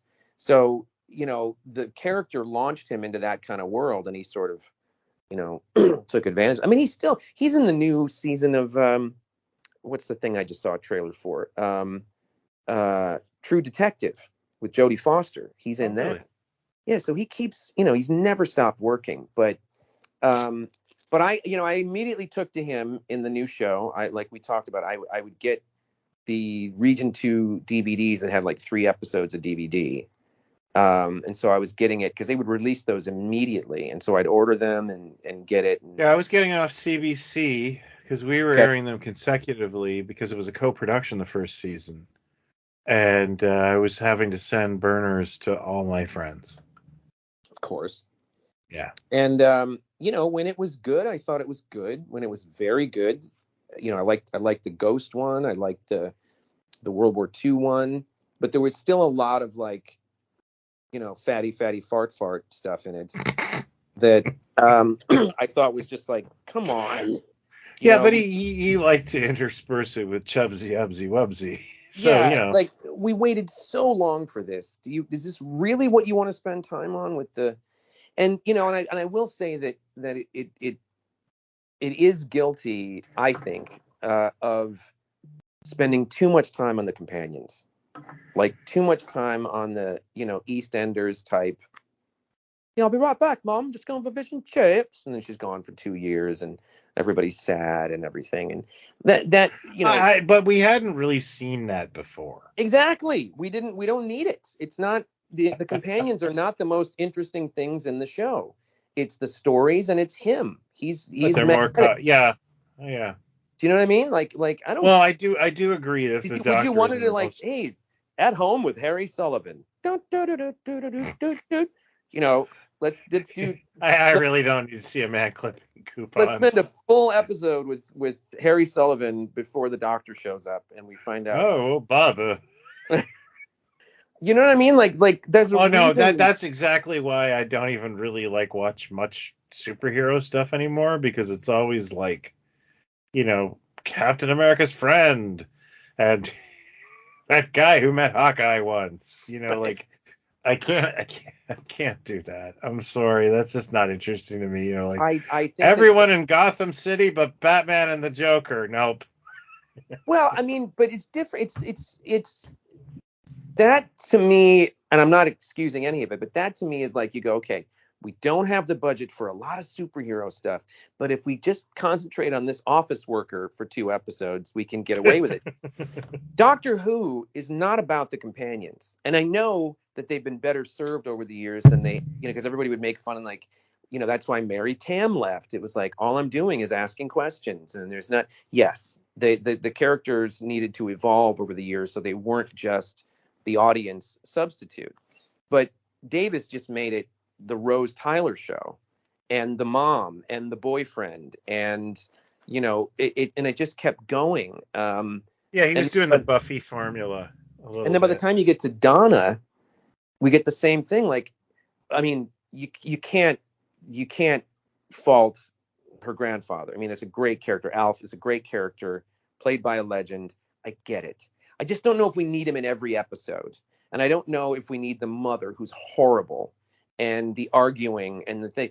You just start to go, this isn't what makes Doctor Who great. This isn't what makes it great. It's the stories and the character. And that was one of the reasons I had a problem with some of Chibnall's stuff, is he was like, well, I want 3 other people in the TARDIS and they all have a family, and it's like, well, that was like, now there's like 40 people in here. Yeah, that became, 14 different accents going on in the TARDIS, and then you just go, wait, isn't there a Time Lord in the show somewhere? Are we ever going to see that person again?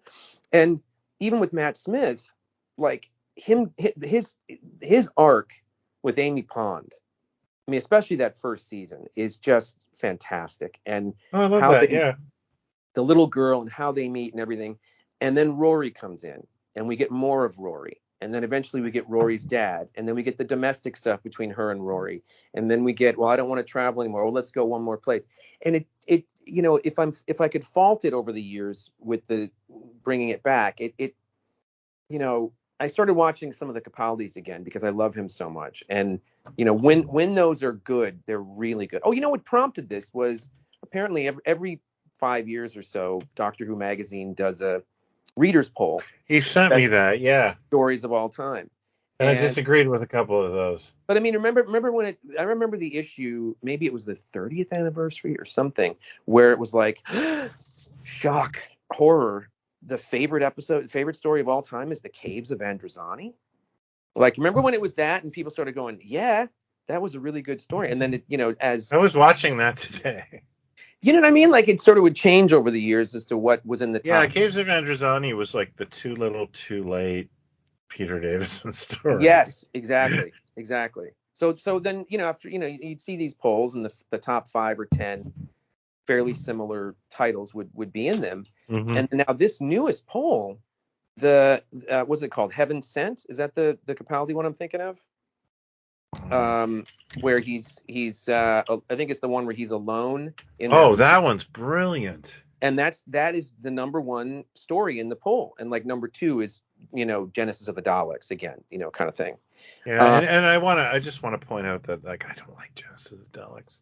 Well, that's okay. You're wrong, because everybody else loves it, and Am I wrong? Am I really wrong? You're not wrong. It's just that you don't have to like it, but you have to admit it is as that show goes, it was doing something bold and Yeah, kind of well, yeah, except that it also like started the dangerous trend of retconning the show while the show's running, and I realized that continuity crushes things. Like, no matter how beautifully built your submarine is, the further you go down, and your submarine can be your concept, it'll become a pop can by the end. yeah, Because but them but doing that in 75, when did they do it? 75, well, they could get away with it because there were no, well, there were Right. nerds, but there weren't as nerds with VCRs, I guess. But I'm saying it didn't start a trend. Like, name Well, me a it didn't. They were also trying to delete the original episodes at that time. right, but I'm saying that happening in 75 and going back to the birth of the creature and this character that we'd never seen before, and this division that was making things and so on.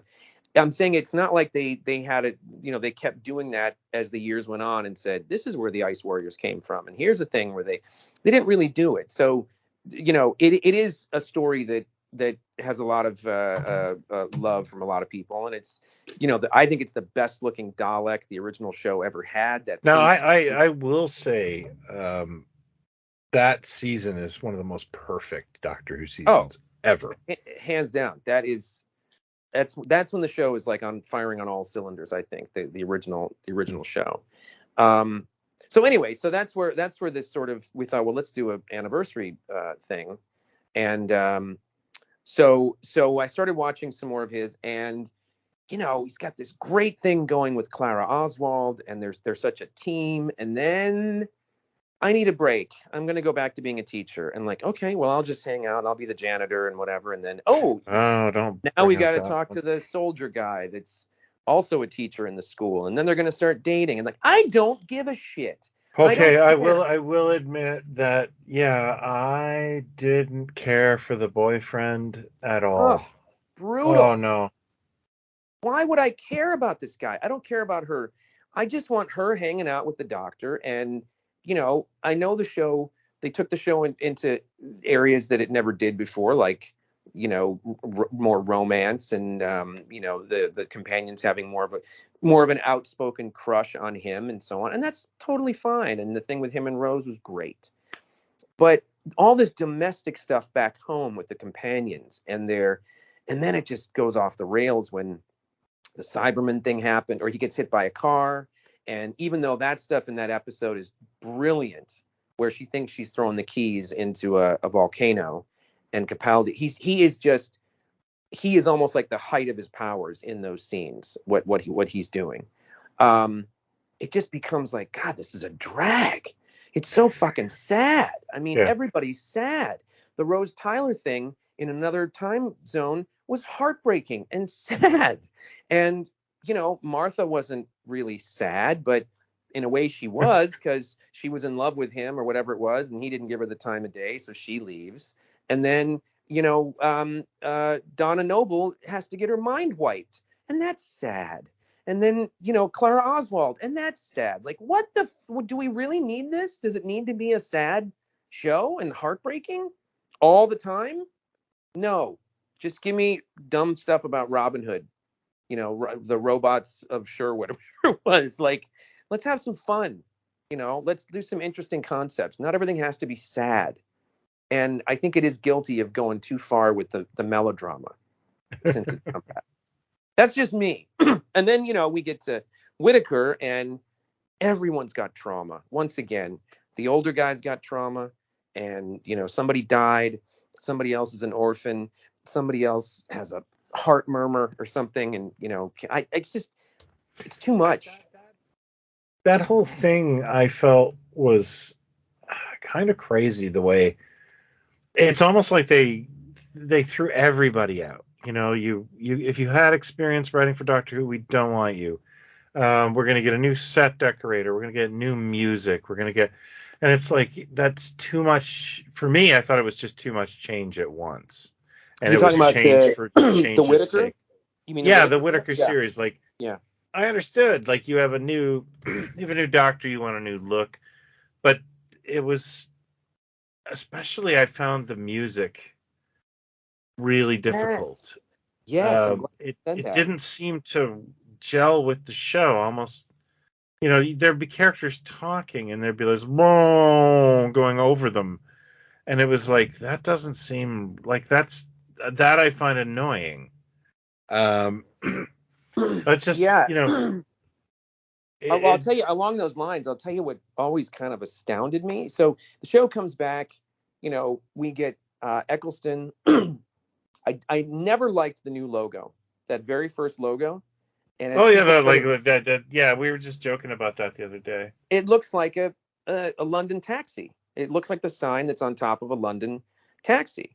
Then when you get to Tennant, things improve slightly, and I love the logo with Matt Smith and so on and so on. And the opening credits get more interesting.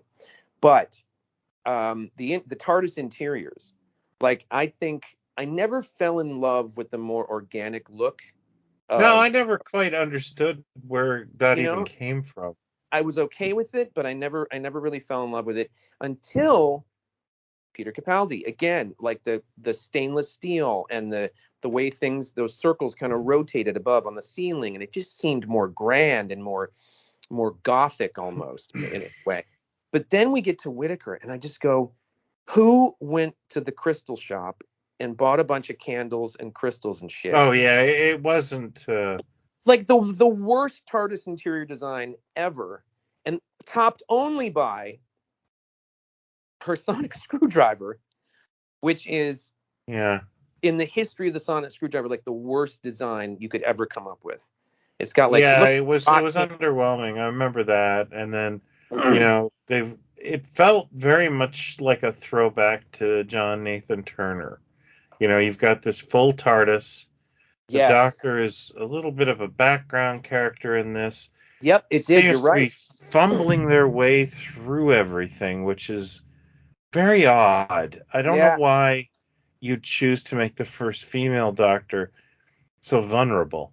yeah, it was When the very character John. is about intelligence Yeah, over just sheer force. So like this should have been a Doctor more, I think, on the lines of like McCoy, but with their own, I had I know that nobody asked me, but I would have actually had not a master, but like a renegade, like Time Lord, who's like the Doctor, but is a little more violent about it. which one? And Sorry, what was this from? I apologize. I was just thinking when they first announced female Doctor and the whole Oh, yeah, thing, yeah, I yeah. was like, they should give that Doctor a nemesis who is, physically overpowering on her and just wants to tell her she's doing a crap job. Do the kind of Daredevil Punisher thing with them, and then just have that Doctor win out over that person. That was my thought on it. Was that Or would be even, or I even thought, make her um a little darker as well. Not as dark yeah. and sort of non-huggable as Capaldi was, because he hated hugging and everything, but make the female Doctor more, I don't know, not more badass, but just more mysterious, more Yeah. sort of, eccentric or something. Instead, she did feel like at times she walked out of a John Nathan Turner season, because even Yeah. the outfit was very like Yeah, Panther. people. Yeah, it was a uniform, Yeah, and it just, and yeah. it I like I I was all on board, but the show kind of just drew me away, and I'm not mad at it. Like it'll get better. You know what I mean? Or it'll change at the very least. Yeah, So, and but I let's would be, stick my head in a few times, and the big thing they were like, "Oh, we've added a new character." Yeah, that guy was like Kenny from South Park. Awesome. You know. but let's be even more clear. I really think if the writing had been on par with what Moffat, even Moffat at his weakest, I think the writing is what suffered. Yeah, I don't think it's because, I fully agree, and I think the first misstep I found in the first season was the most interesting character was a companion, and he got the hero's journey that season. And that was the fella whose, wife was killed by the villain. I can't Yeah. Shaw. Yeah. And I was like, oh, that was actually really well written. But what's the Doctor doing? Oh, just running around in the background. Yeah. I mean, I Hmm? think that that's the writing is really what kind of crippled it, and not not her necessarily. Nah. But having said that, I stand by that. I think there were some that kind of I don't think Doctor Who has like a toxic fan base the way, you know, it's the MCU now because there's so many women in it. I Those think guys. everything has that, but it's just a matter of the numbers. But it's just not really the way of Doctor Who, because Doctor Who isn't kind of known as more of a boys brand kind of thing, the way Star Wars and Marvel and so Well, on. it certainly has more female fans than ever. Yes, but my argument has always been I don't think they're clamoring for a female doctor. And I think it didn't quite work the way they thought it was going to work. And that's what made him so different and attractive, was that he wasn't the guy with the six pack that was punching people in the face and using laser guns and stuff. He was this intellectual kind of sex symbol, I think. But Yeah, again, I do it's kind of not. think that he is a unique male role model in the fact that he's using his brain, he's using his heart. Yeah, no, I get that. And that's what even Peter Davison said that. Yeah, He yeah, did. and I know that got blown out of proportion, and Yeah, he you know, wasn't saying anything negative about no, her. he was just He saying, just was saying there's a there's not a shortage lot of of. male role Yes, models that don't solve everything with their fists. yes, and that's And what. I lament the loss of one of them, which Yes, is an intelligent and good point. And sad. It's. I think if anything, if you take anything away from that, it's like, yeah, there should be more doctors. yeah, You know. yeah. I mean, it's that's another thing that's interesting, because we have to get to the root of a few things before we wrap this up. But um, you know, it is something that has stood the test of time. I think it's more popular than ever, as a concept, as a thing, as a history, as how many doctors there have been, and people wanting to. I see it on Twitter all the time. Like, okay, if I was to get started on the classic show, where would I start? And da da da da da. And now that it's going to have a bigger platform than ever before, on Disney Plus, like never in my wildest dreams would I think this thing would come back and be as big as it was, and now come back on, this thing that we used to have to hunt for and set the VCR for, and sometimes not go out on a Friday night, to stay at home and watch the four On the episodes buses with your mother? Oh edited wait. together, is now so big. But really, there's nothing else like it. And what I mean is, there are things that have come around. I mean, that return in 2005 gave suddenly you've got Primeval, and you've got Being Human, and you've got all these other genre type shows that started to happen because Doctor Who was such a success, and it Mhm. did kick a lot of that stuff off. It was after Buffy, but it was pre-Buffy at the same time. Um, but there's really never been anything that I don't think I've ever found anything that I go, oh, that's totally Doctor Who. Like, I didn't watch Voyagers with John Eric Hexam and go, oh, they're ripping up Doctor Who. Nothing has really been able to riff on it. Maybe its vibe or its strangeness or something, but it is such a unique thing Yeah, that I think it's its everything's ever own tried. thing, and I think one of the things that helps it is you can change stuff. Keep going. Oh, it's It's all about change. the only thing more brilliant than the original concept and where the show could go is the TARDIS as a concept. Hmm. Somebody sitting around going, make it look like this, but it's infinite on the inside. I mean, that's mind blowing. You could have dozens of writers in a room that could never come up with that. And the only thing more brilliant than that is saying, instead of faking the audience out and getting somebody to play the same character in a wig, or get a new character in and say the Doctor died, but this is another Doctor whose name is also Who. The regeneration thing. I mean, it's brilliant. Yeah, that was really some next level thinking there. It truly is, because prior to that we had stuff in the in the 30s and 40s, characters that came back played by different people, and I think it happened sometimes comedically and stuff, but it never happened like that. I mean, the Bond thing didn't happen for another few years, where the character goes away, somebody else comes in, it's still the same character. We don't really talk about the timeline. You just kind of go, oh yeah, it's James Bond. It's just a different. I think what's his name? I think what's his name addressed it though. The Australian. Oh my goodness. George Lazenby. George Lazenby. Thank you. I think he addresses it in the credits even. He makes a sort of a joke like, this never happened to the other fella. So it's but that's as close as it got, and it just became a thing where, okay, well, who's playing the next Batman and who's whatever. But to have the same character become a completely different character, but still the same character, I mean, that is Hall of Fame as a concept, as a television idea, and that's what's made it endure. But we just have never had anything close to it. So let's do a lightning round. Okay. Favorite Doctor of all time? Oh, damn.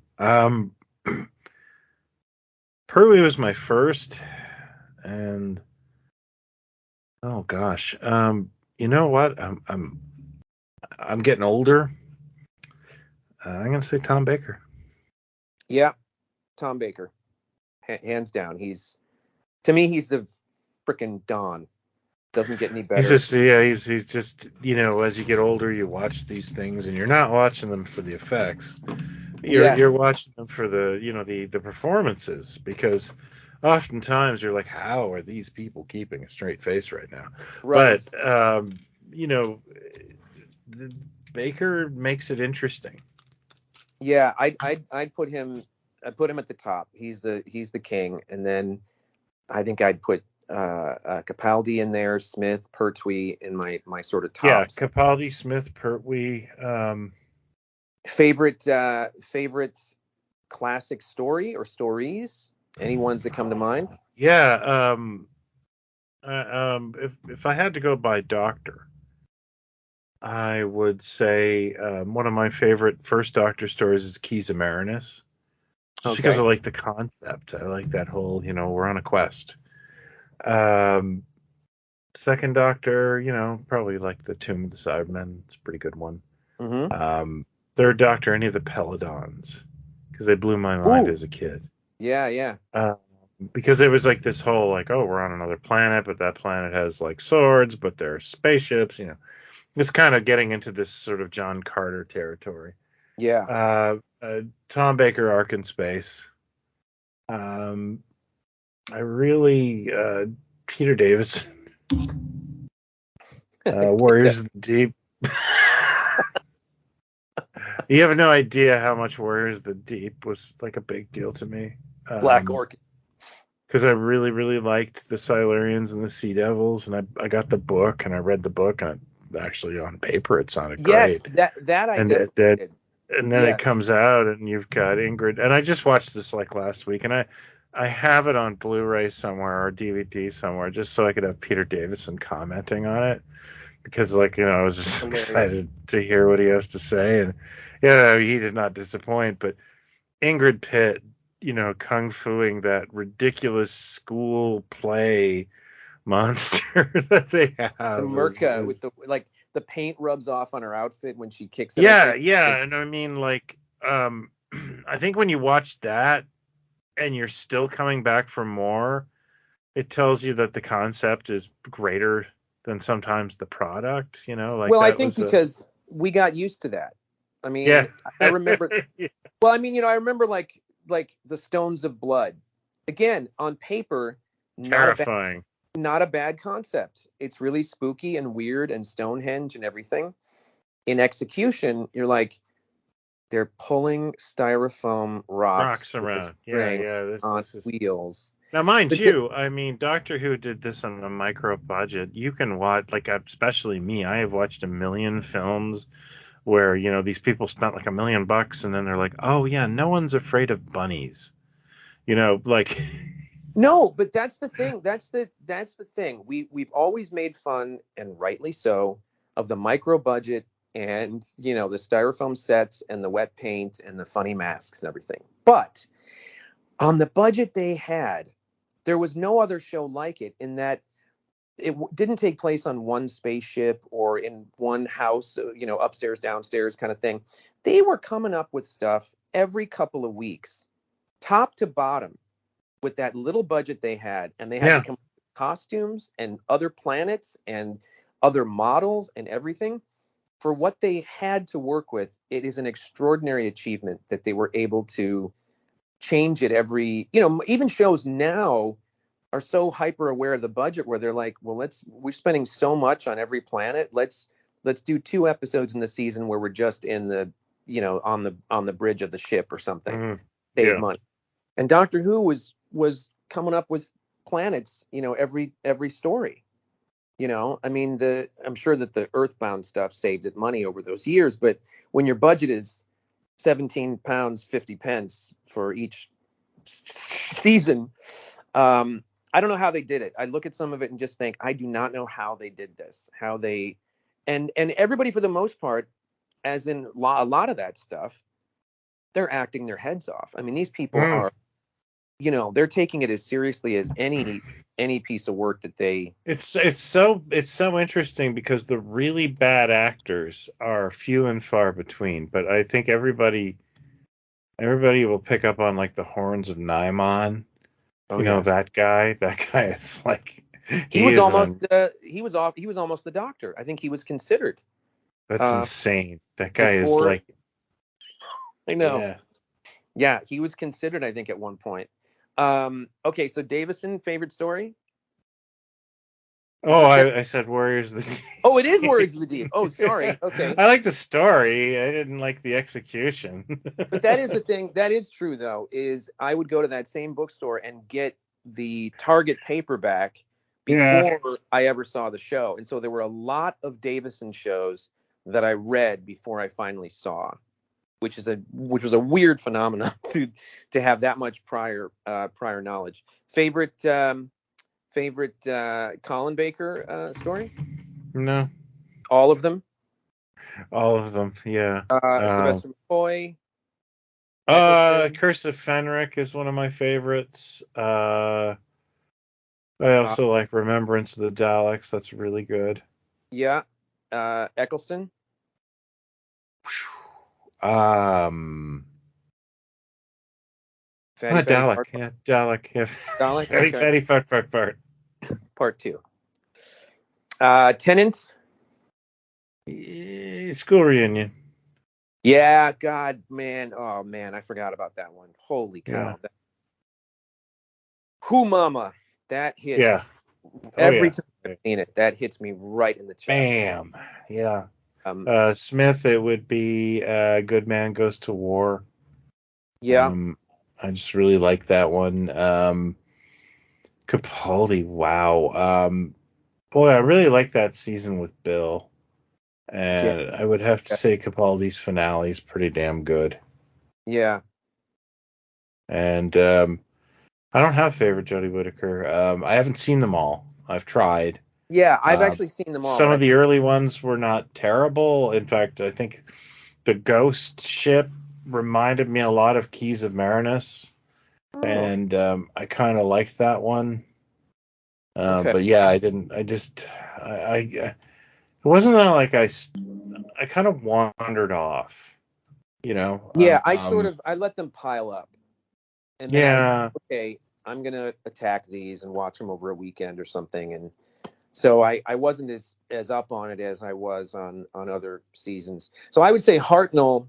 Boy, I didn't even think of these as I asked the question, but Hartnell, the Gunfighters. The Gunfighters. Yeah. Gosh, I don't know. I find him very difficult to watch. Yeah, It's I not gotta his. say, I wonder if I was introduced to that show if at that time if I would be a fan. That's another. Holy shit moment for the show. Is you go, he's the most unlikable character on television. Like you could say, Doctor, what time? Oh, please, oh boy, but I it easy. Like, story after story after story. No matter what the other characters are bringing to it by saying, maybe it's too dangerous. Oh, of course it's not dangerous. And then maybe it's not dangerous. Of course it's dangerous. He contradicts everything they ask and say, and he's just kind of angry or fumbling and everything. So he's hard to watch, but it's remarkable that it did as well as it did with angry grandpa in the role. So I can't even think of but I love Patrick Troughton. I just love his story. I think he was really he embraced it more. In not embraced it more. That's the wrong thing to say. He got it. I think it was a better rounded character when he Mm-hmm. he found nuance. He could be deadly serious, he could be caring, he could be childlike, and a little bit of a buffoon. I mean, the bouncing off of Jamie McCrimmon as a character was brilliant to have them as a double act. But I think as much as it owes to Hartnell in the early days and the show working, he was part of that, a big part of that. If it hadn't worked with the handover, with Troughton taking over, then it would have been doomed. But it was successful with him in the lead. I think the ratings went down a bit from the previous years or something, but it worked. He kept it going, and it led to bigger success. But for him, I'd probably pick Tomb of the Cybermen or Fury from the Deep, which is a really creepy show. Like a Sea Monsters one? I can't remember that one. Yeah, where the guys like open their mouths and go, and then like the gas comes out and knocks people out, kind of thing. Yeah, they were always trying to. It seemed like I was just watching Galaxy 4 on Tubi, and it's like, boy, they really wanted more Daleks. Like every time that I watch a Hartnell, it's like, now the Booga Boogas will help you, and it's some stupid robot. And then the Mechanoids were the most, they were hoping that was going to be another Dalek, but they made them the size of the Epcot Center. Those Yeah, what the hell was that? It's and a stick came out the front, and then the sparkler came out one side. It was like, how are you going to get? How many of those can you get in a room? Yeah, that was they learned nothing from why the Daleks were popular. And the Quarks, and there was a story with Troughton that with the Quarks that were these little. Oh yeah, their little arms came out. Yeah, little spiky heads. Well, I was watching Galaxy 4, and they've got the Chumleys, who look like air conditioner units. Yeah, the Chumleys. Yeah, those were silly. And that's a name. That's a good name. Pertwee.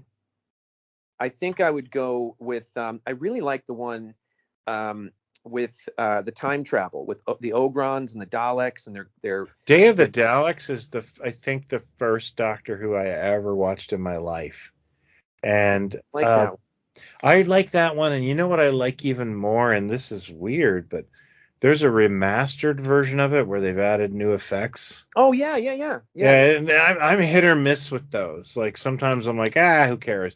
But that one, it's like, that episode had some budgetary issues, and even though it got the story across, like, the post-apocalypse looks an awful lot like a parking garage in London. I like that one, and then the one with the Draconians, where the Ogrons look like Draconians and the Draconians look like Ogrons. Oh yeah, that's not one of my favorites, but I love the Draconians. Yeah, such a great design, the Draconians. Baker, I got to go more than one, so I'm going to go the Seeds of Doom. Damn good one. Where he turns into Starsky and Hutch in that story. Ark in Space, Genesis of the Daleks. I'd say those are the tops. Nobody ever says Warriors Gate. I still don't know what that show's about. I still don't. Yeah, I know, and you know what? I've given up. I still can't figure it out. Davison would probably say Resurrection of the Daleks because really only because I feel like that's when he finally, that last season is when he finally kind of got served better with scripts. I mean that 20th. I just find that one a bit of a dog's breakfast. Yeah, that well, pick something out of 83, like pick something out of the 20th anniversary season that holds up, like The Five Doctors. You know, the Five Doctors. But I mean, all the 83 stuff is like, let's do something for the anniversary. Who should we bring back? Well, how about the Black Guardian? And like what? This is who you're bringing back for an Omega, but let's put a bong on his head instead of what he was wearing. And have him be served with a chicken. Right. Colin Baker. It's got to be what's the one? What's the one with Alexei Sayle in it in the Revelation of the Daleks? It's got to be that one because it's just completely batshit insane. It is the most. Well, you know what? I also want to make a point that era also, there was an ugliness going on in Britain at the time. Oh yeah.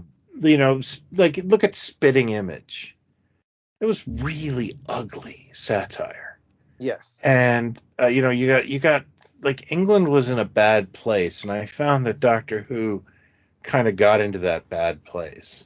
But I think what Doctor Who was doing, I think you had people like Eric Soward and some of these guys that were going, you're doing it wrong. Like they're coming out of a world where they're looking at the darkness in the Hinchcliffe era and going, that's what we need more of.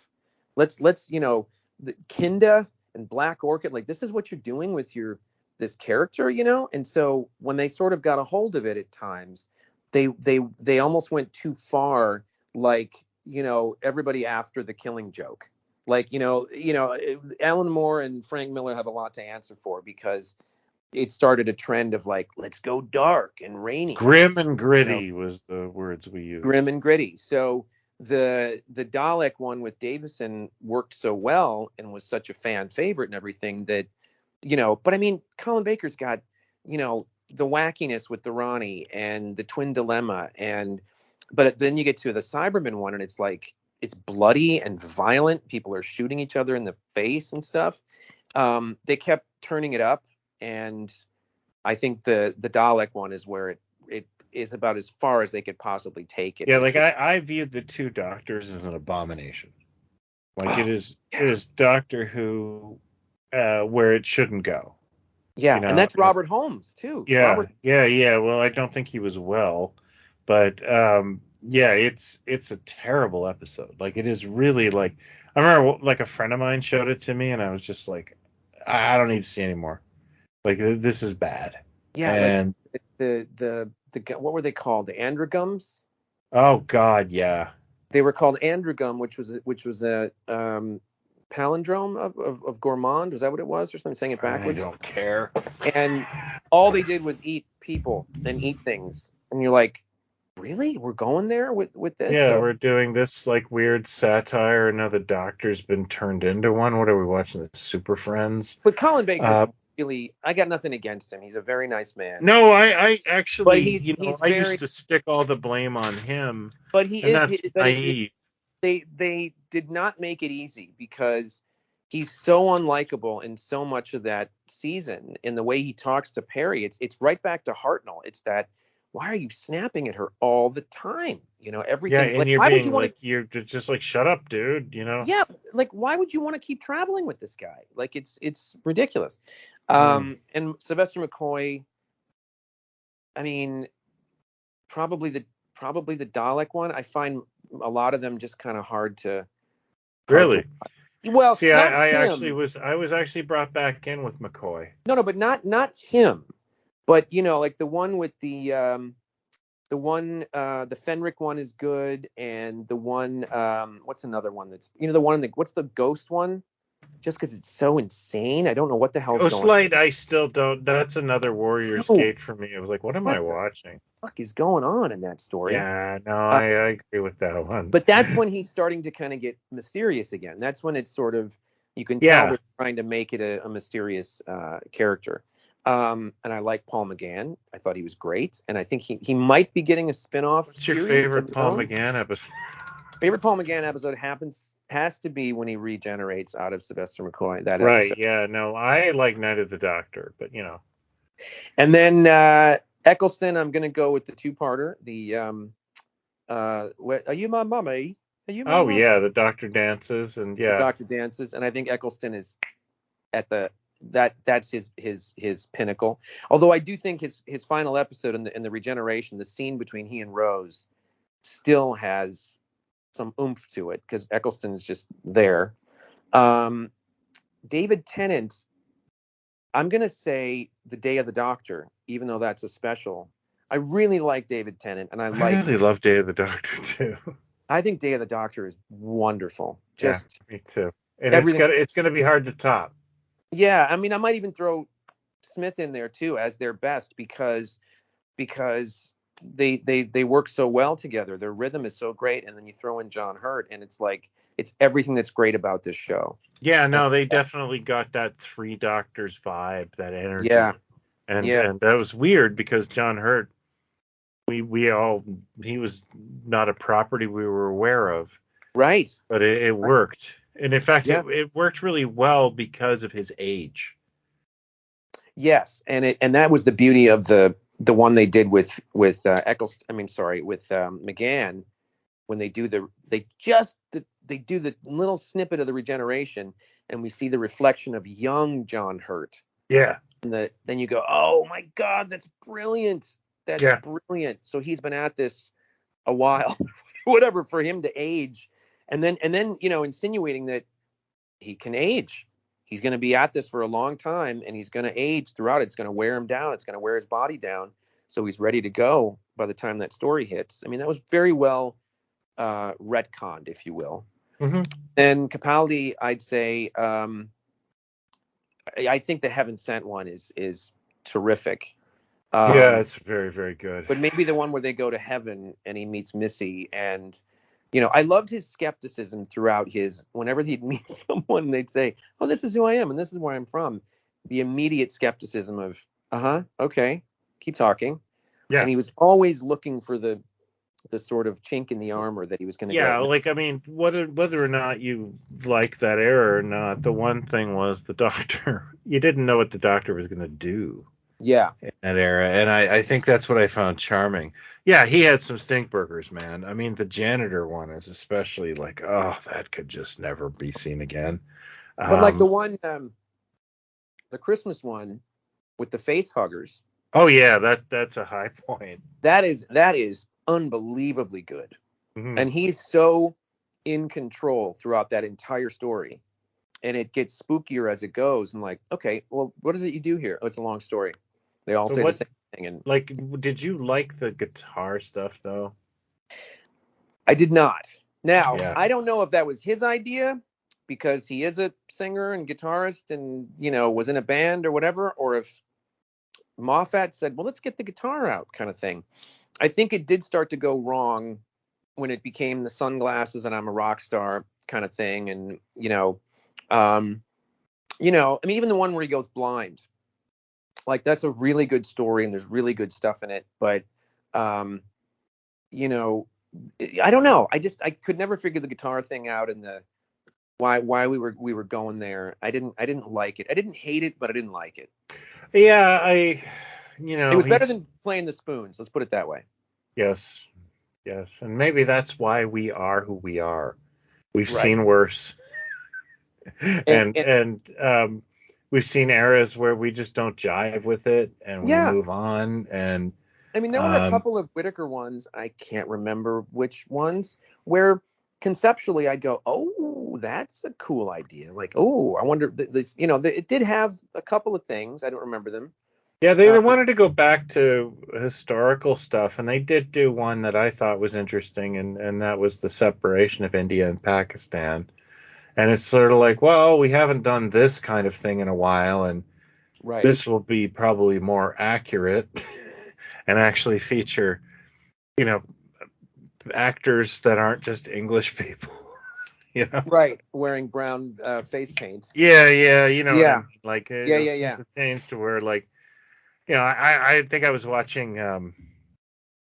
Oh yeah, I was watching Pyramids of Mars, which freaking classic. Oh, it's another one. I forgot Yeah, that one. yeah, That's yeah. another one. And and I know it's on a budget, but the tomb raiding scene is pretty hilarious. It is. Yeah. It is. But you got to go.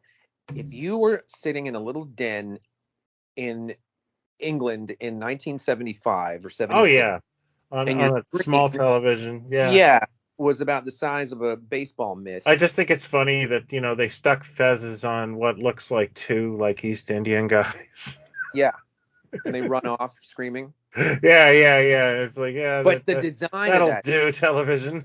Suhtek, the guy, the voice, the putting the hands on the shoulders and the smoke. That's the thing. They Yeah, that was cared. scary as They hell. had no money. They had Yeah. no time. And yet there are these things that happen in the classic show that you go, this was really thought out. Like you really went the extra mile. Well, I mean, especially in Pyramids of Mars, where they go to 1980 and it's gone. Right. And it's like the stakes are super duper high now. And for me, that story, you do see a side of the Doctor and of Baker that is colder than we've really seen in a long time. Like Pertwee never really got cold. He was always worried about humanity and always cared about one dead body, But Baker was kind of like, Sarah Jane was kind of aghast at his, like, the guy's dead. We got to move on. Like, he's going to, like, there's a bigger thing going on here. Like, he's sort of flippant about.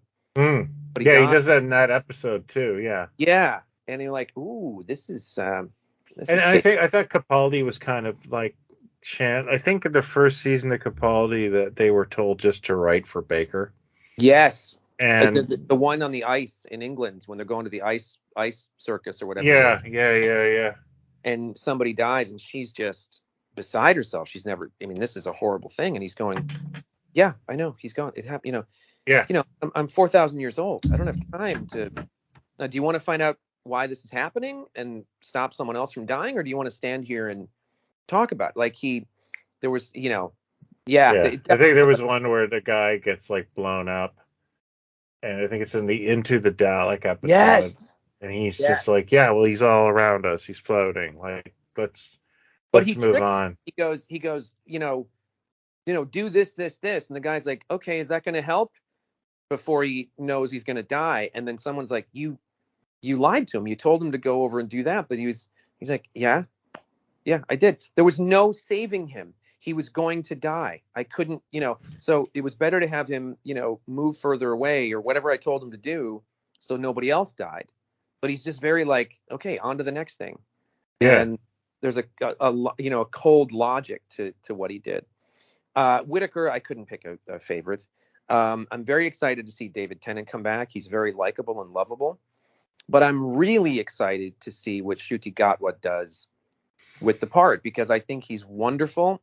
We haven't seen him really doing anything as the Doctor. We see one little clip. But if he's half as good as he's been in other things I've seen him in. Yeah, that's the thing I wanted to point out was my wife started watching Sex Education, and I would walk in and out of the room, and he'd be on screen, and he's got it, man. He's the best thing in that show, I think. Yeah, but I mean, like when you want someone to play the Doctor, you want somebody you can't really take your eyes off of, Right. And I think even if they I don't know what their mindset was, if they were hard pressed to find a person of color to play the Doctor or not. I don't know their mindset, but I think they found a really good actor. This is a good candidate for the Doctor. Yeah, I agree. I actually just kind of look at him and go like, yeah, I'd watch this dude play the Doctor. Yeah. And that's exciting to me. I mean, I still say they screwed up by not getting Richard Ayoade at some point, because he has no interest, apparently. I know. I'm just saying he's been my pick, and I think he would be marvelous, and we could finally see him act and not be Richard Ayoade. You know who I wanted badly was the actor who plays Clem Fandango, Shahzad Latif. That probably the guy who plays Clem Fandango. yeah, Yeah, because he was on the last season of Penny Dreadful. Yes. As Dr. Jekyll. Yeah, and he was in Star Trek Discovery. Is that the one with? Oh, I don't watch that. Yeah, he was in that too. He showed up in that too. He's great. He's yeah, great. So I would have, especially if he dressed like Clem Fandango. I'm not sure about that one. And your sister's clothes with your World War I facial hair and your sister's clothes. He'd be in an ice bucket. Isn't there an episode where he's just in an ice bucket? It gets stupider as it goes along, but I think he's actually he's great. He's great, and he has a I don't know, an energy about him that would make an interesting Doctor. Yeah. Oh yeah. Yeah. And seeing him in Penny Dreadful with long hair, and he's kind of dressed old timey. You're like, oh yeah, and like just like every actor who plays Willy Wonka, you can go, oh yeah, they could put a TARDIS in there. And yeah. No, that's a good pick. Yeah. But I'm excited to see where it goes, and I'm worried as well about many things. But just give us some good writing, and even with bad writing, I think it's in good hands with the actor they've chosen. Yeah, I think this is going to be fun. And I think somebody joked recently is like, yeah, and he'll be announcing his leaving the show as we see the first episode, because like he's kind of blowing up, and we haven't seen an episode of Doctor Who with him in it. He's blowing up. What's funny is that he's best known for the sex show. But he was in like the Barbie movie. But he's in the Barbie movie. He literally has 2 lines. Yeah. You see him a few times, but like I thought he was going to have a much bigger role in that movie. And then there was something else I just saw a trailer for that he's in. It might be it's the World War II thing from the people that did Band of Brothers. There's a new World War II thing coming on about fighter pilots or something on Apple Plus or something. So he's in that. So he's not overexposed yet, which is good. But I think he'll just blow up from this basically. Yeah, and I think it might be deserved. Oh yeah, it's just totally deserved for him. I just hope that it remembers why the show is so special, and where me too. Go with it. And let's not make it in a very special episode of Punky Brewster. That's never what the show was. And I think if it veers was more of a night court was about that. Yeah, if it veers too far that way, you're losing the mojo. You're forgetting why this thing was so. It's weird to think in the classic show there wasn't a lot of emotion. The goodbye to Sarah Jane, is about as close as got. It was just kind of. Well, wait a minute. He seemed kind of mad about or sad about Leela. He did seem, he's like, goodbye, my noble savage, or whatever it was. But that's about all the time that we spent on those things. It was emotional to say goodbye to the granddaughter, and the thought of never came back. What happened to Jamie and Zoe was heartbreaking. When you see that clip of them, they've totally forgotten all the adventures they've had. That is heartbreaking. It's terrible to think that. What's even more heartbreaking is in the 5 Doctors, Zoe's wearing bubble wrap. She is. Clearly He's wearing a dress made of bubble wrap. It was a last minute phone call. They spent all their money on the lemon rind that Herndl eats. Or was it pineapple? Is he eating pineapple in front of the camera? There's a little bit of food on the TARDIS. Somebody goes and gets food, and then there's this shot where the camera pushes in and Richard Herndl picks a piece of pineapple. I know Tegan comes out with these you keep the glass tropical drinks your parents would get loaded at Benihana with at one point. Yeah, that's it. He takes the pineapple out of the drink, I think. Yeah, and it's like, Jesus, have you ever heard of lemonade, Tegan? He's got these fingerless gloves, and he's like, he's munching. Herndl did a good job, though.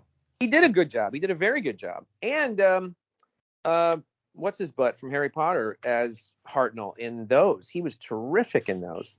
Yeah, and the Mark Gatiss TV movie about the creation of the of the show. That's a really good show. I'm gonna love rewatch that. I Yeah. haven't seen that in a long time. I'm gonna rewatch that. I had that on my DVR for like 10 years. Yeah, that's a wonderful piece. I'm gonna rewatch that.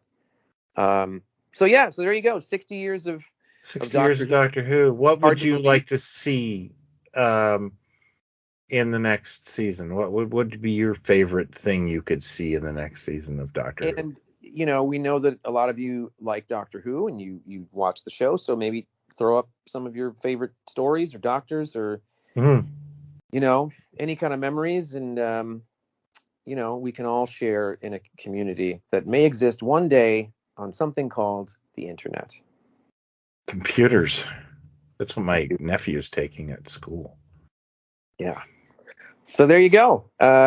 Next time, it was a toss-up between the Kennedy assassination 60th anniversary or Doctor Who, and luckily I won and said, let's do Doctor Who. Well, you know what? I know a lot about the Kennedy assassination, but not as much about Doctor Who. Oh, I know. So, I know. Yeah. You got new theories that you wanted to, but I thought, let's do Doctor Who first. I was playing with my Lincoln Logs at the Kennedy Center. Right. Exactly. All right, there you go. Happy anniversary. Happy birthday to Doctor Who, one of the greatest. Happy birthday, Doctor Who. Don't disappoint us or we'll kill you. Or we'll never watch you again, like we haven't so many other times. Yeah, actually, that we're pretty much boomerangs by this point. I still say greatest concept in TV history, and take the good, you take the bad. Take them all, and there you have it. Doctor Who. That's what I escaped watching to do this podcast. So that's very fitting. I'm sure. That and reruns. It's the episode where they were cruising. The reruns was painful. The Torkelsons. That's another favorite I know from way back. So I don't know. What is the? Glad I could help. What is the Torkelsons? Just some shitty family sitcom thing that they tried getting off the ground once on ABC, I think. Wow. Thanks everybody. Happy anniversary, Doctor Who. Happy holiday for those of you that celebrate it, and we'll talk soon. Yeah. Would you care for a jelly baby? Love one. I don't have any. I was hoping you had some. Oh, my bad. Also, I don't know how I would get them to you if you did.